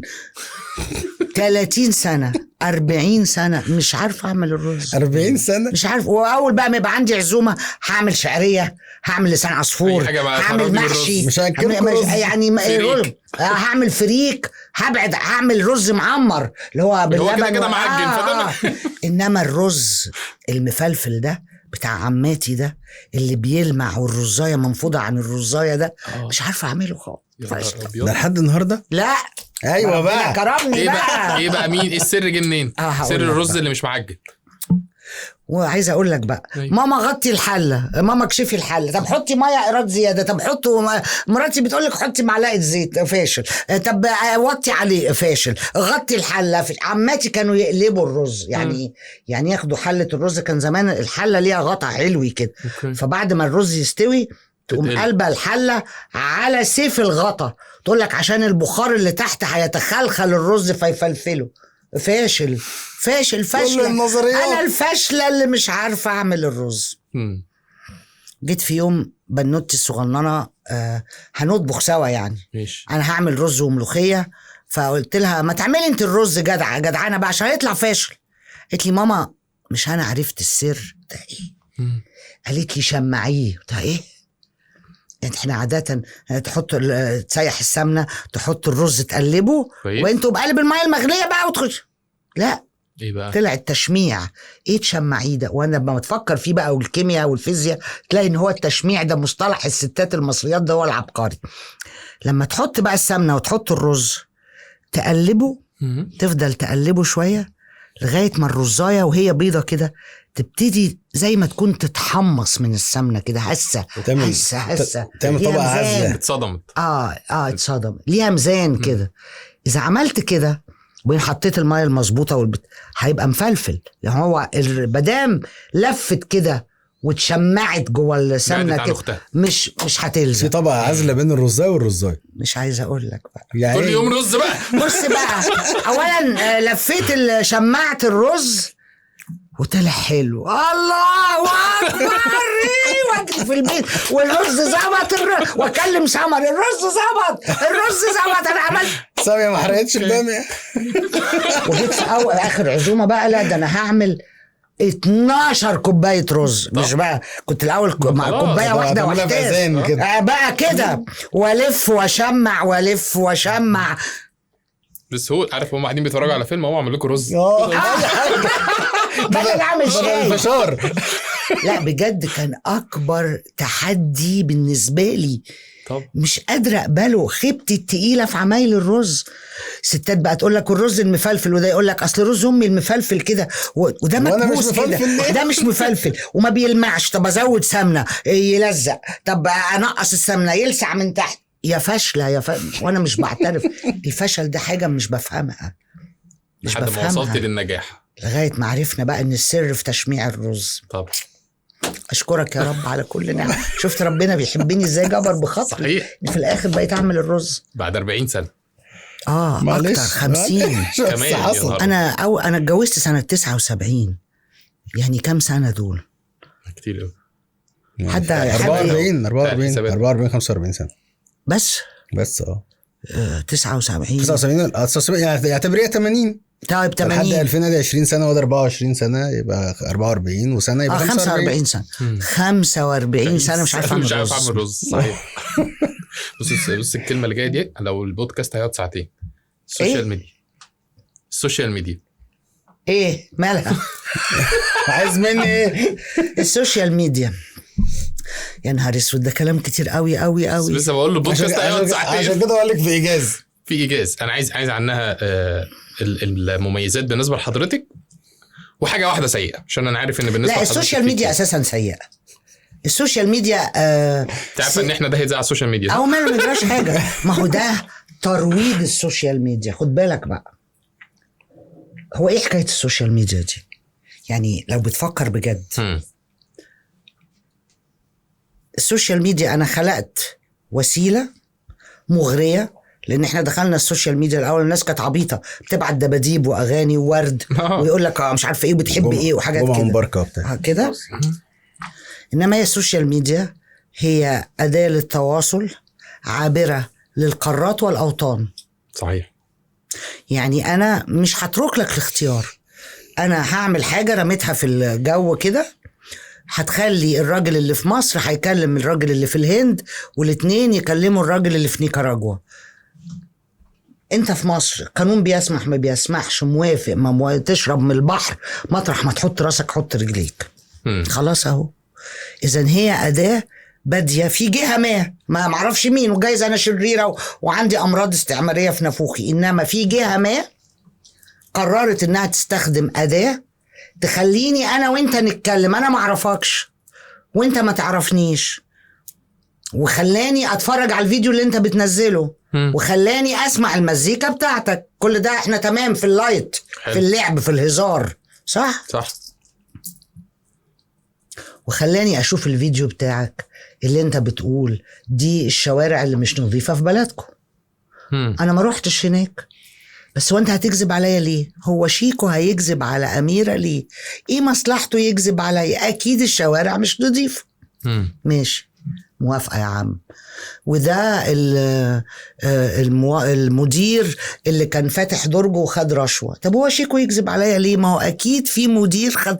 انت بتبني بيني وبينك علاقة، هو انا بصدقك لان انا ساذجة وبريئة وبقول، وهو شيكو يكذب عليا ليه؟ جاي الشيكو ده مش بني ادم اصلا، جاي الشيكو ده مؤسسة، جاي الشيكو دي وظيفته يكذب عليا، جاي الشيكو وظيفته يفبرك الفيديوهات، جايز اي حاجة، بس انا ما اعرفش، بس انا بتواصل معاه. فتيجي امي تقول لي ما تكلميش الراجل ده تاني، ده كذاب. فبص لها كده واقول ايه، امي او الحكومة او المدرس في المدرسة او الاستاذ في الجامعة. فجأة العالم كله بقى بيتكلم مع بعضه بأدوات مش بتاعته. تمام. واصبح فيه اشتباك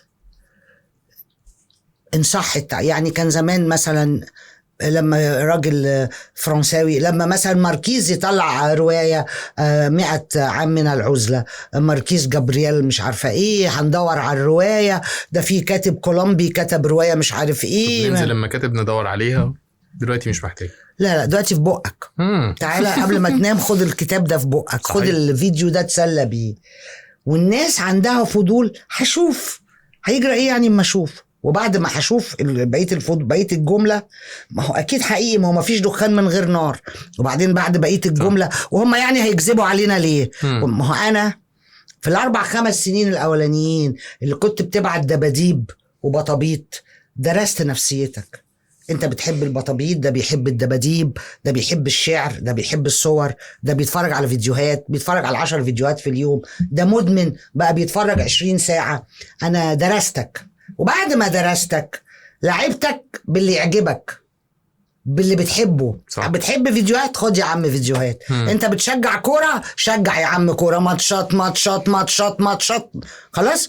وبعدين انا ظبطتك بقى، انت بقيت بتاعي، انت بقيت بتدور عليا، انت بقيت بتدور على الماتشات بتاعتي.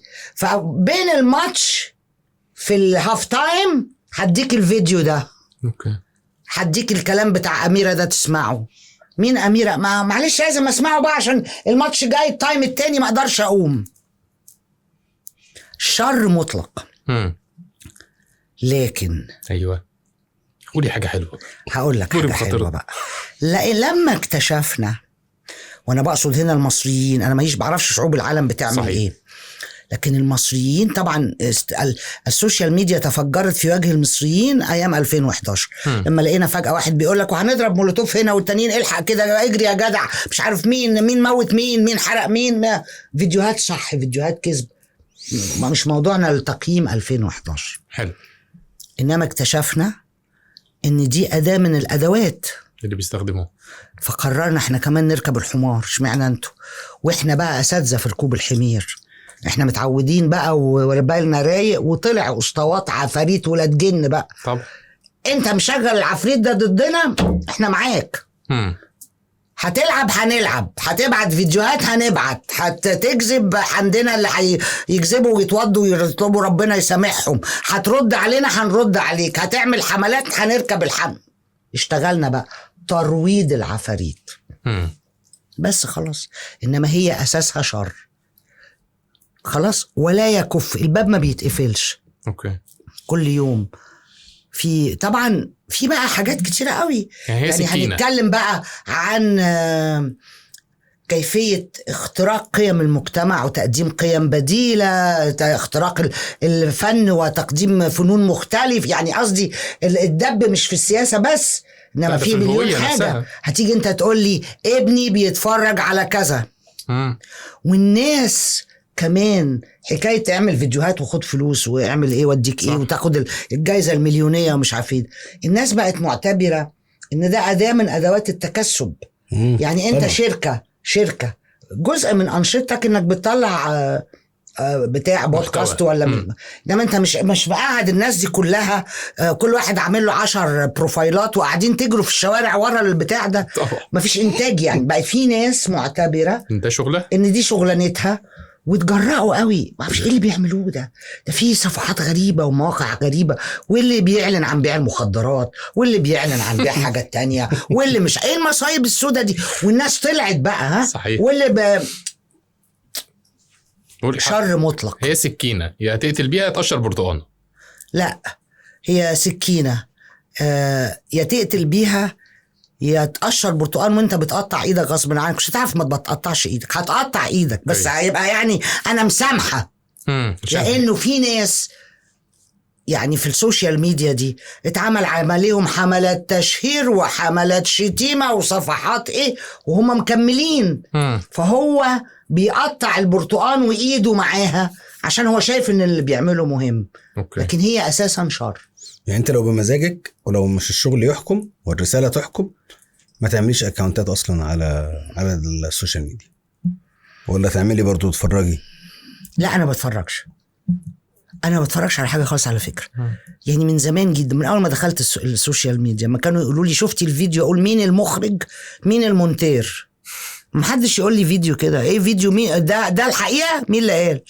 ما احنا ده معلش ده يعني العيال النهارده في الشوارع مش هقول بقى الذكاء الاصطناعي ولا مش عارفه الاجهزه اللي طلعت القمر ولا يعني مين قال ان الفيديو ده صح؟ مين قال ان دول اتقتلوا؟ مين قال ان دول قتلوا؟ مين قال ان ده اتضرب؟ مين قال؟ ازاي انا هسيب دماغي مستباحة لحد ما اعرفوش عمل فيديو لسبب ما اعرفوش يبوظ لي دماغي؟ ما اتفرجش على حاجة ابدا غير الافلام القديمه، المسلسلات القديمه. يعني كنت تعملي ولا ما تعمليش لو عندك الاختيار، لو ما فيش شغل وما فيش؟ لا لو موجود لا هلعب معاكم.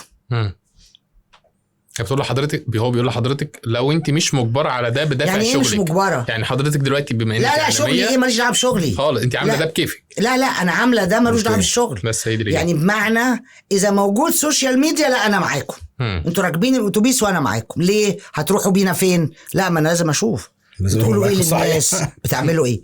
انما لو ما في تتمني ايه؟ اتمنى كنت دلوقتي ما ينفعش لانه كمان اشياء ليها تداعياتها. كنت اتمنى ما نخشش في هذه الحقبه من السوشيال من العالم. كانت المهام اسهل قبلها. لا كانت الحياه اصدق. يعني حضرتك مش عارفه اقول لك ازاي. الناس بتقعد على السوشيال ميديا اوقات رهيبه جدا. يعني يا جماعه قومي يا قبلتي طبقي الغسيل. يعني الستات يعني قاعده سايبه الغسيل وعماله تدب على السوشيال ميديا، وده سايب العيال ما بيدفعش النفقه وبيدب على السوشيال ميديا، وده والدي بتبعت تجيب دليفري لان ما فيش طبيخ وبتدب على السوشيال ميديا. هو في ايه يعني؟ فكره استلاب الروح دي. حاسس هو في ايه دي هتملع؟ هو في استلاب الروح بجد. فكره ان انا اسرق وقتك. اسرق وقتك. يعني انا عايز اقول لك حاجه. انا اول ما دخلت السوشيال ميديا دي 2007 كنت دايما اقول للناس اطلعوا من ورا الشاشات. ما حد يعني وكنت بنزل اقابل بنات اصغر مني ب30 سنه، هم اصحابي لغايه النهارده باي ذا واي، بس كنت بنزل اقابلهم عشان انا لازم اشوف انا بكلم مين. صحيح. خلاص حولتيهم للحياه الطبيعيه كله. انما السوشيال ميديا شر مطلق. مش انا عندي اخر سؤال وهبقى انا تمام، ولو انت عندك سؤال بعديه. عايز بالنسبه لحضرتك 3 ضيوف نفسك تعملي معاهم حوارات وبعد كده تقولي خلاص انا بطلت الشغلانه دي. ايه 3 ضيوف حضرتك تعملي معاهم حوارات وبعد كده تقولي خلاص انا بطلت الشغلانه دي، اعملوا اللي انتوا عايزينه، انا جبت السقف. طب اولا هعترض على المنهج. ماشي. لان انا مش محاورة اساسا. انا اعتقد ان انا ليا دور في معركة الوعي ومخاطبة المصريين، وبالتالي دوري ما ينتهيش. حلو. انما اقدر احور سؤالك اقول 3 ضيوف بعدهم ما احبش استضيف حد. موافق. مؤقتا. اوكي. في الحقبة دي يعني. حلو.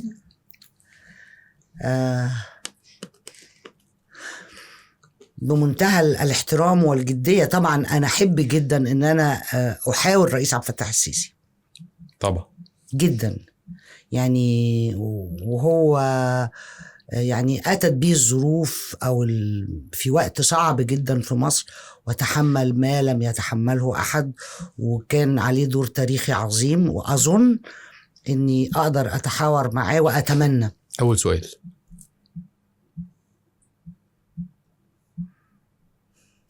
لا مش مرتبة. أول سؤال. ما أنا مش مرتبة. لازم ماضي عينك لا في حاجات ما ينفعش الهزار فيها. مش يعني هزار، مش عايزه هزار، بالعكس يعني أنا عايز أعرف فعلا. أول سؤال ممكن تسأليه لسيادة الرئيس عبد الفتاح السيسي.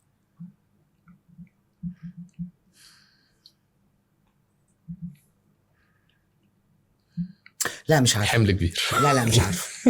طبعا. لا يعني لكن اتمنى ولو ان شاء الله احنا اللي هنحضر الحوار. ولو اتيحت لي الفرصه هذاكر جدا تاريخ مصر، وهذاكر جدا ال10 سنين. انت مذاكراه؟ لا لا معلش خلينا نتكلم. يعني انت حافظه الفريمات. مسؤوليه كبيره. انت حافظه الفريمات. انت بتجيلنا في الحلقه تقول لنا اليوم الفلاني اللي حصل فيه كذا من الدقيقه 3 للدقيقه 5 انا عايزاه. لا معلش بس اليوتيوب احيانا بينساهم. لا يعني لو اتيحت لي الفرصه لا هقعد، لازم هذاكر ولازم هراجع ولازم ليه عايز احاوره؟ يعني ده سؤال مهم. ليه عايز احاوره؟ لانه بيملك من الروح المصريه الكثير، وعنده من الشخصيه المصريه الكثير برضو. الرئيس ده منصب سياسي، الرئيس عبد الفتاح السيسي بدأنا بوزير الدفاع لغاية 2014 وزير الدفاع أيام في السنة السوداء، ثم في بعد 30 يونيو، وهي كانت مسؤولية كبيرة. وأنا أظن أن مسألة وزير الدفاع لجيش مصر دي أمر كبير طبعا. ثم أصبح رئيس لمصر في وقت فارق وفي لحظة مفصلية، وتحمل مسؤولية كبيرة وهو كان قدها وقدود. ليه عايز أحاوره؟ لأنه مهم جدا إن أبعاد كتيرة من تجربته الإنسانية والسياسية يعرفها المصريين. صعوبة القرار، صعوبة الاختيار، صعوبة المواجهة، صعوبة التحدي، مهم جدا، مهم جدا المصريين يعرفوا الكلام ده. الضيف التاني.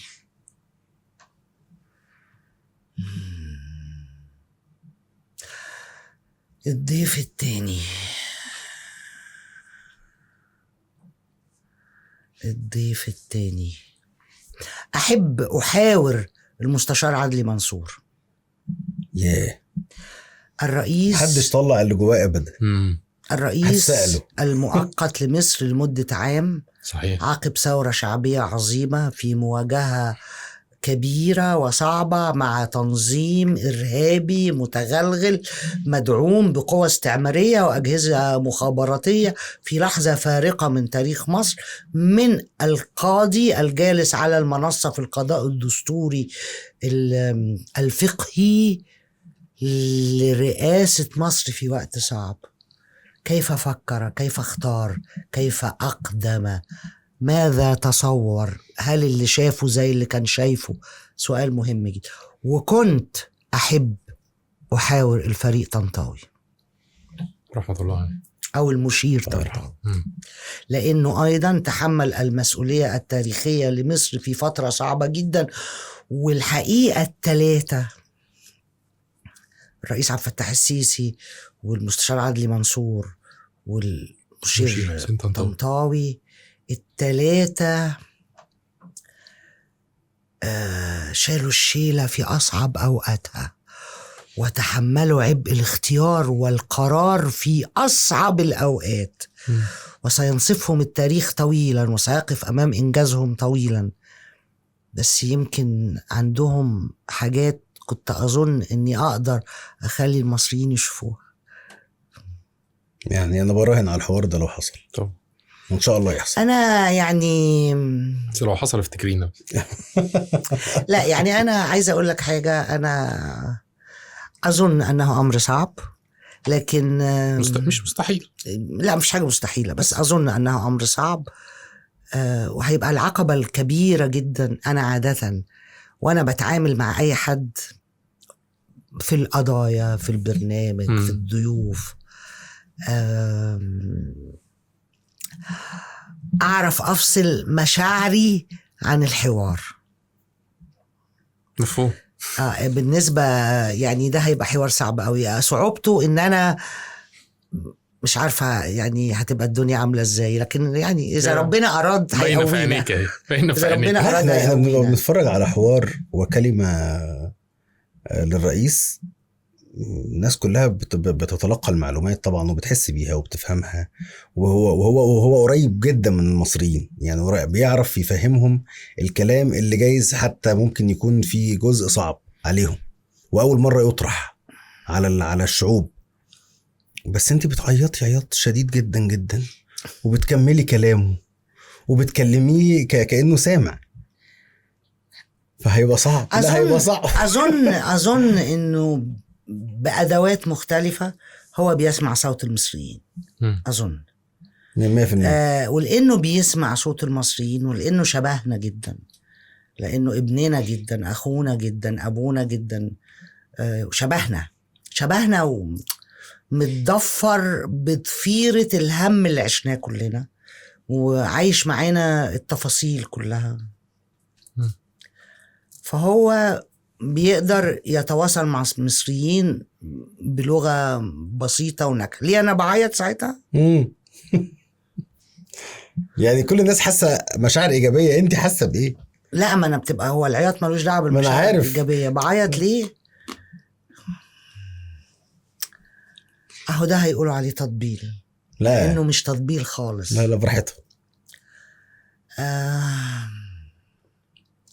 بعيط لانه بعيط لانه المصريين يحكموا بمن يستحقوه. يعني احنا شعب جميل جدا ومهم جدا ولينا قيمة كبيرة جدا. مهم قوي كان انه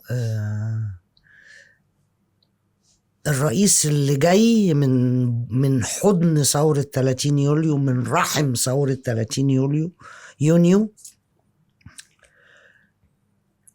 يبقى خاص جدا، يبقى شبهنا جدا، يبقى فهمنا جدا، حاسس بينا جدا، عارف عيوبنا قبل مزايانا.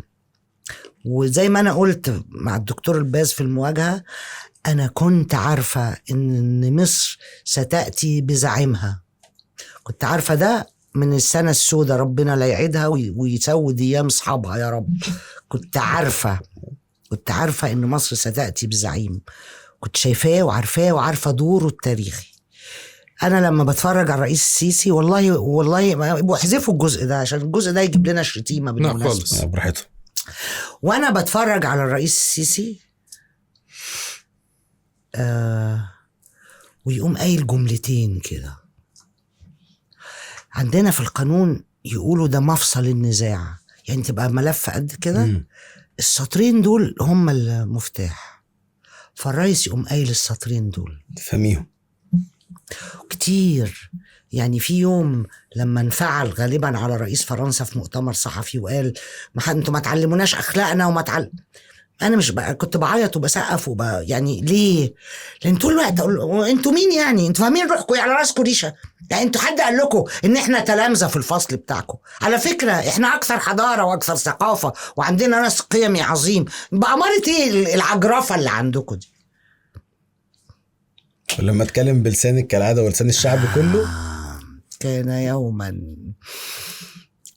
كان كده يعني. فهو رئيس يليق بمصر الكبيرة القوية العظيمة المهمة.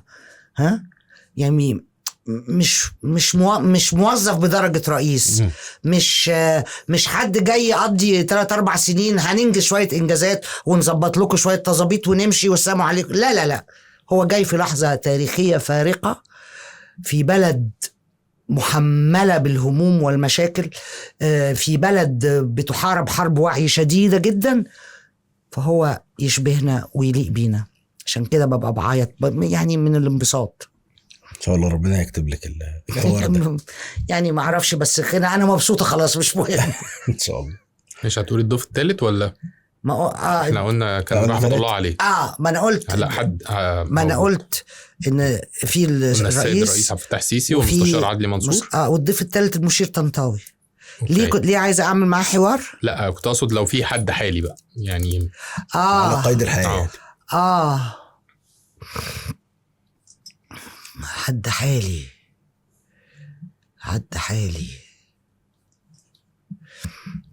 ما رحتش ناحية الفن خالص ولا الكتابة ولا حد حالي اسود. اصل انا بقى يعني في ناس كتير بمناسبة الفن والفن. اتمنى احاور الاستاذة الفنانة الكبيرة سميحة ايوب، اتمنى احاور الفنانة الكبيرة فريدة فهمي، اتمنى احاور الاستاذ الدكتور مجدي يعقوب، اتمنى احاور الخطيب، اتمنى احاور مثلا حسن شحاتة بقى، عشان حسن شحاتة طبعا ده المعلم والمنتخب والحكاية والرواية. أتمنى يعني في ناس كتير. كنت أتمنى أحاور الدكتور إبراهيم بدران، كنت أتمنى أحاور الرئيس حسني مبارك. يعني كنت اتمنى احاور سعاد حسني، الصور الغندوره مين تاني اتمنى في الادب؟ طبعا كنت احب احاور نجيب محفوظ. يعني قصدي في ناس كتير كنت اتمنى احاورهم. خلاص النهارده ايه مش حاجه تمام، هم بيعملوا حاجات بيظبط في شغلهم. اتمنى احاور سميحه ايوب سيده المسرح العربي. دايما بقول لنا كده. اتمنى احاور بجد الاستاذه فريده فهمي، هذه الشجاعه في تجربه مختلفه متميزه في زمن مختلف. فريده فهمي اللي هي يعني كانت يودوها تعمل فوتو سيشن جنب الهرم، فيبقى الهرم وفريده فهمي. صحيح. واللي هي كانت تعبر عن ثقافة وحضارة وفن المصريين في العالم كله. تجربة خاصة جدا بشجاعة جدا. حد تاني؟ انت حضرتك كنت شاطرة في المدرسة؟ كنت شاطرة نص نص. يعني ايه؟ يعني كنت يعني عادة في كل سنيني كنت بلعب بين 80 وال90. حلو. لكن عمري ما ذاكرت عشان اطلع الاولى، لاني كنت دايما معنيه بحاجات. انا في فريق الموسيقى، فريق التمثيل، فريق الرقصات، فريق فريق الايه. انا يعني بذاكر عشان عندنا هنا كده يعني فبلعب كده بين يعني ابتدائيه اعداديه ثانويه عامه. انا جايبه من 80 لل90. يعني من 80 ل85 في السنين النقل. لكن كنت لعبيا صح التعبير، يعني عندي بعمل حاجات كتير. حلو. احنا كده عندنا لعبة الثانوية العامة. اتفضلوا. بنت غنى بتبقى قاعدة تحت اهي زي ما انت شايفاها. هي دي هتفضل قاعدة تحت هتكلمني من تحت. هتسألنا أسئلة واللي يعرف يجاوب بيجاوب.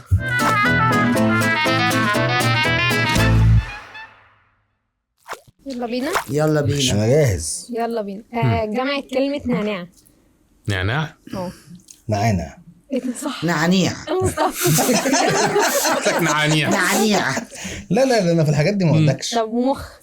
لا. امخاخ. ماشي دي واحدة. مخيخ. صح. لا. مخاميخ. مخمخ. لا. مخخ. مخوخ. لا. تقولي واحدة يا أستاذ. امخاخ. دي صح. ماشي. طيب وايه؟ مخاميخ. لا. في حد احنا قلنا 2. انا قلت واحده وانت قلت واحده. امخيخه. امخيخه. ايوه امخاخ. حلو. مخ. دماغ ايه؟ انت بتودي واحد بتصيف كده. انت من اهلك. مخ. اصل تعالى نشوفه على وزن مخوخ. انا بفكر كده بالظبط على وزن ايه واحاول على وزن موز مثلا. موز يبقى مخ. لا موز مخ على وزن بق مثلا. ابقاء اللي هي مخاخ. ماشي ما دي قلناها بقى بيه. لا انت قلت في امخاخ ومخاخ. انا قلت مخاخ قلت لي لا امخاخ ومخاخ. ايوه من غير همزه. اللغه دي صح. باين لغه صحيحه والله. عربي والله. طب سكر سهله دي. ايه جنب سكر. احنا نعرف السكر بتاعت شادية. ده حقيقي. ايه سكاكر. الشوام يستخدموا كلمة سكاكر. انا عشان بنت اسلام عادل اسمها سكر وهم عاملين براند اسمه سكاكر، ده اللي خلاني اعرف بصراحه. طب دي جديده دي. جمع حليب.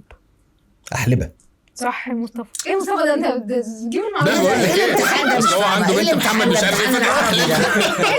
بنت بلبن. بنت الملكي. طب ده سهل ده. يلا. هو عضو في جسم الانسان مكون من حرفين. لو عكسناهم هيبقى عضو تاني برضه في جسم الانسان. ماشي.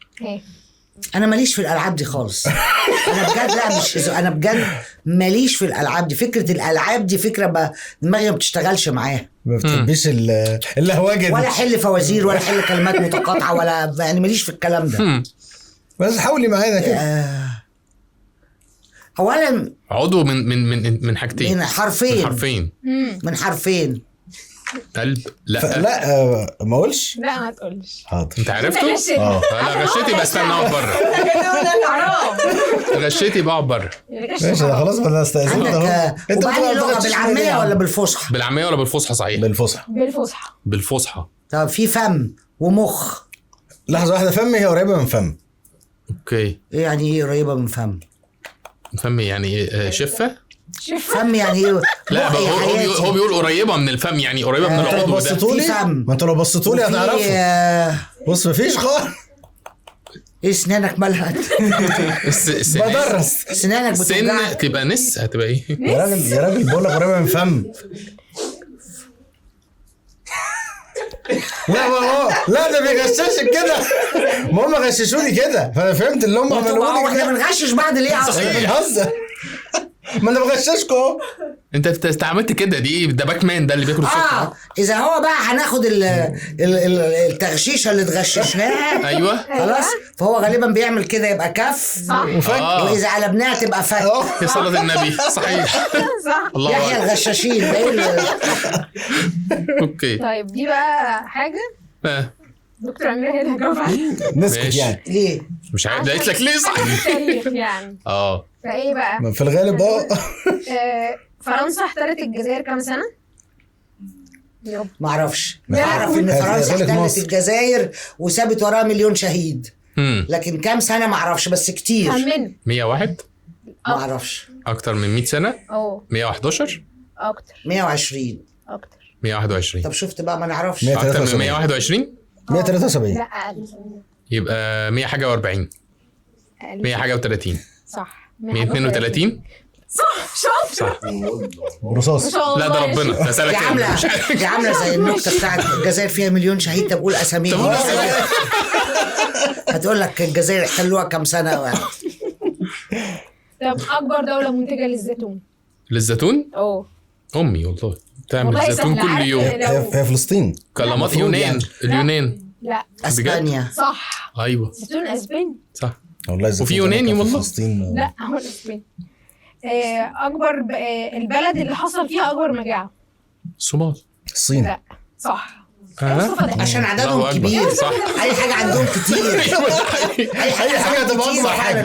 طب اكبر ساعه في العالم؟ ساعه 60 دقيقه. ساعه الحظ. والله صح. ساعه الحظ اكبر ساعه. اكيد مش بيج بن صح عشان اكيد طبعا مش بيج بن ولا اللي في جامعه القاهره. مش عارف. لا صح. شطور يا زياد. برافو يا زياد.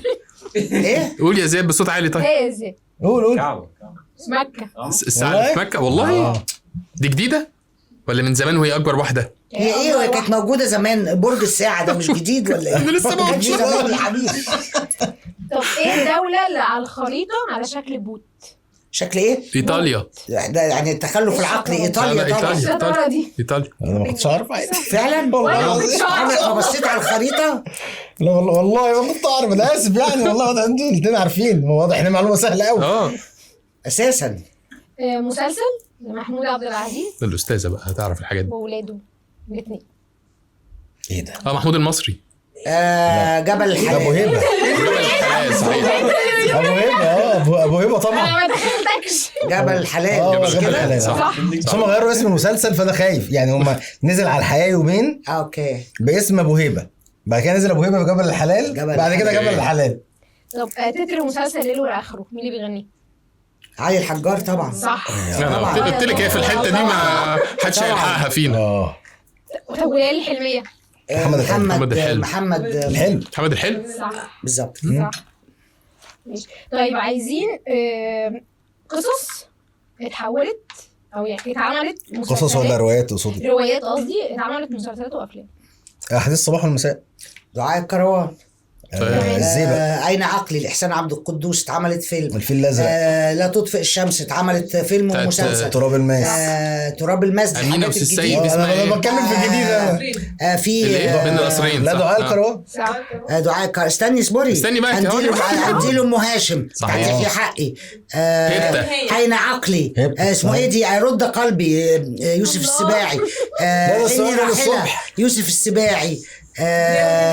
بداية ونهاية وزقاق المدى والثلاثية والحرافيش. كل ده نجيب محفوظ. إحسان عبد القدوس عمل إيه تاني؟ أفراح القبة. صح. أفراح القبة ده نجيب محفوظ. وطبعا حديث الصباح والمساء. إيه تاني؟ فيلم السراب نجيب محفوظ. المرايا نجيب محفوظ. اللي هو ثرثرة فوق النيل. ثرثرة فوق النيل طبعا نجيب محفوظ. ادينا بس وقت ادينا وقت بس نجيب المية الاولانيين بس حاجات. في كتير قوي. في طيب ايه السؤال؟ اولا اوراق مصريه وحلم الجنوبي دي كلها روايات. الراجل بيقول عمارة يعقوبيان هو. وعمارة يعقوبيان ولو اني ما بعتبرهاش شويه اصلا بس ما علينا. يلا حصل خير. مش انا جه في بالي وانا قاعده اتفرج على احنا نزرع الشوكه ونحن لا نزرع الشوكه السباعي. وفي على فكره السنه دي عتبات البهجه، الوعي، عودة الروح بتاعت توفيق الحكيم اتعملت مسرحيه السنه دي، عتبات البهجه. وعتبات البهجه اللي هي دي بتاعت خالد النبوي ومنى امبراطوريه مين؟ احسان لا اعيش في جلباب ابي. احسان لا بتاعت اسمها منى خالد النبوي. منى شلبي وخالد النبوي. كان اسمها ايه الروايه العظيمه دي اللي كان في الصحراء اللي هو سفر واحة الغروب. يحيى بهاء طاهر. صحيح. خلاص وبهاء طاهر اتعمل له خالتي صفيه والدير لو مسكتيها كتاب هتجيبيه كده. اتعمل له خالتي صفيه والدير. ده كتير قوي دكتور اكتر تتر مسلسل بتحب تسمعيه؟ دي مش مسابقه يعني هي ضحوره. ثواني بقى ده تيجي تقعدي في مكان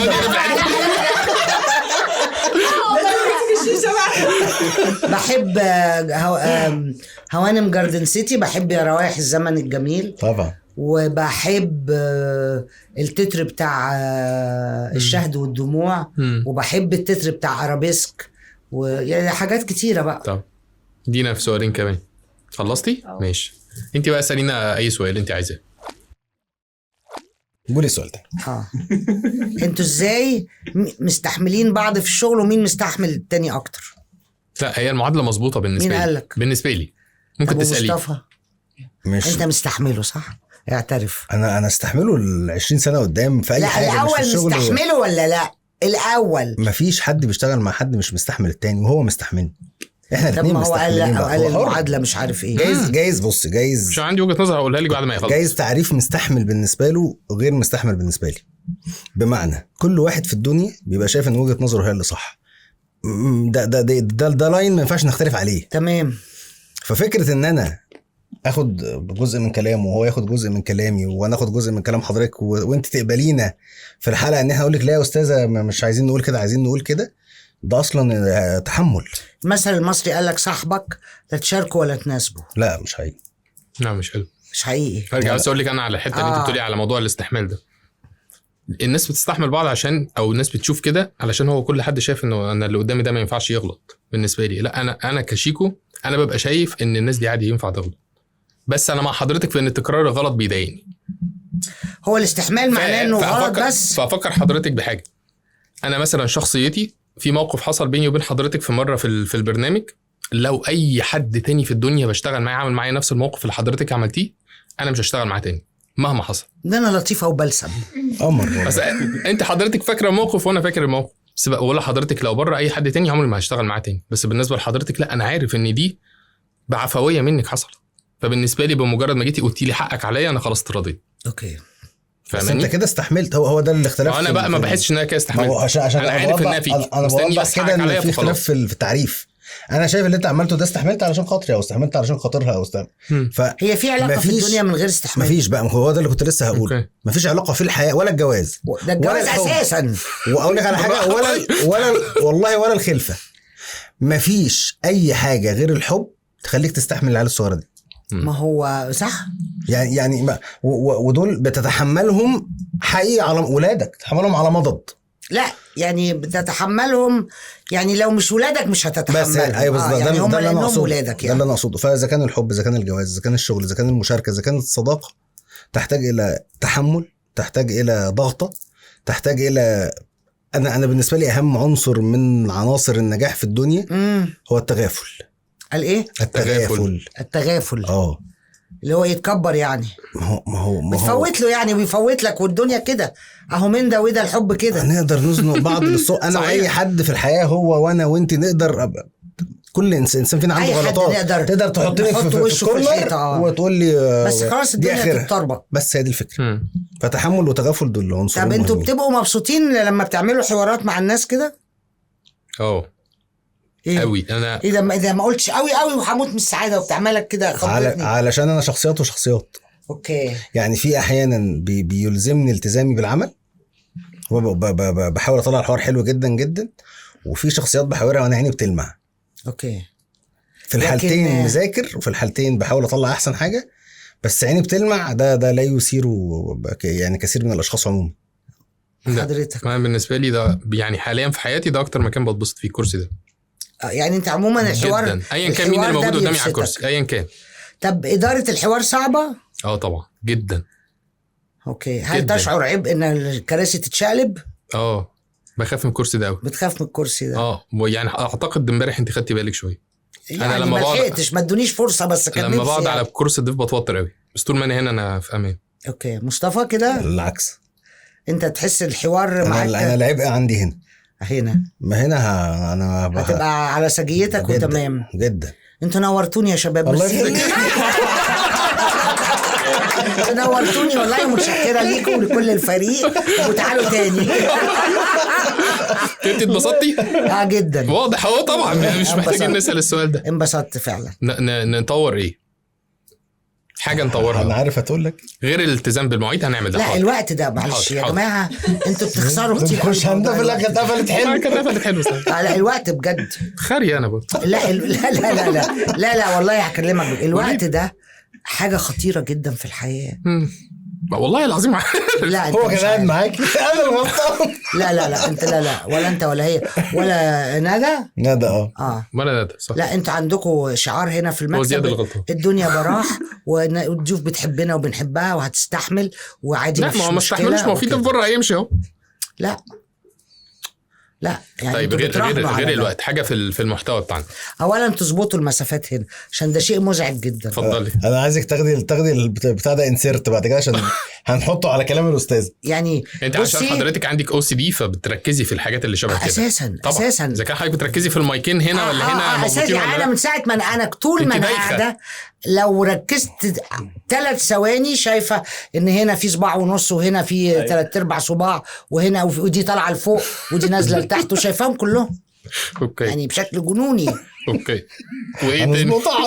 طب احنا حاورنا حضرتك بشكل كويس؟ جدا بجد؟ جدا. اوكي. انا بس عايز اقول انه انتوا محتاجين سبيس اكبر في المكان. اوكي. انتوا بتحاوروا يعني السيت ده عايز مكان اكبر. نعم كده ماشي صح. ادعنا قولوا لنا ربنا يرزقنا ونوسع الاستوديو يا رب. لان انا ما اعرفش مثلا انتوا ايه يعني اللي وراكوا ده باين ايه، الاسطوانات دي باينه ايه. يعني انا اتصور مش بخرج هنا، بس انا بتصور ان انت عندك اشياء كتيره تفاصيل تقدر تفوكس عليها مع كلام الضيف مع كذا، بس عايز سبيس، عايز براح كده. اوكي عشان اعرف اتحرك فيه. ماشي. حضرتك نورتينا وانتوا جدا والله ولو كنت بتساليني دلوقتي انا دي اكتر حاجه كنت قلقان منها، كنتش عارف اعرف اتكلم معاكي ولا ليه ايه. اميره لطيفه جدا. اميره بهي الدين ايه ده لطيفه جدا قوي والله وبتحبك قوي. بس انا اتكلمت على الرئيس كتير. هنفرجك على حاجه عاديه. يستحق والله. مش مشاعر حقيقيه جدا. بس ده انا كمان ما قلتش بحبك يا سيسي وكده بقى والحاجات دي. نورتينا يا استاذ. لا بجد وميرسي جدا ليكي. ايه الصوت ده؟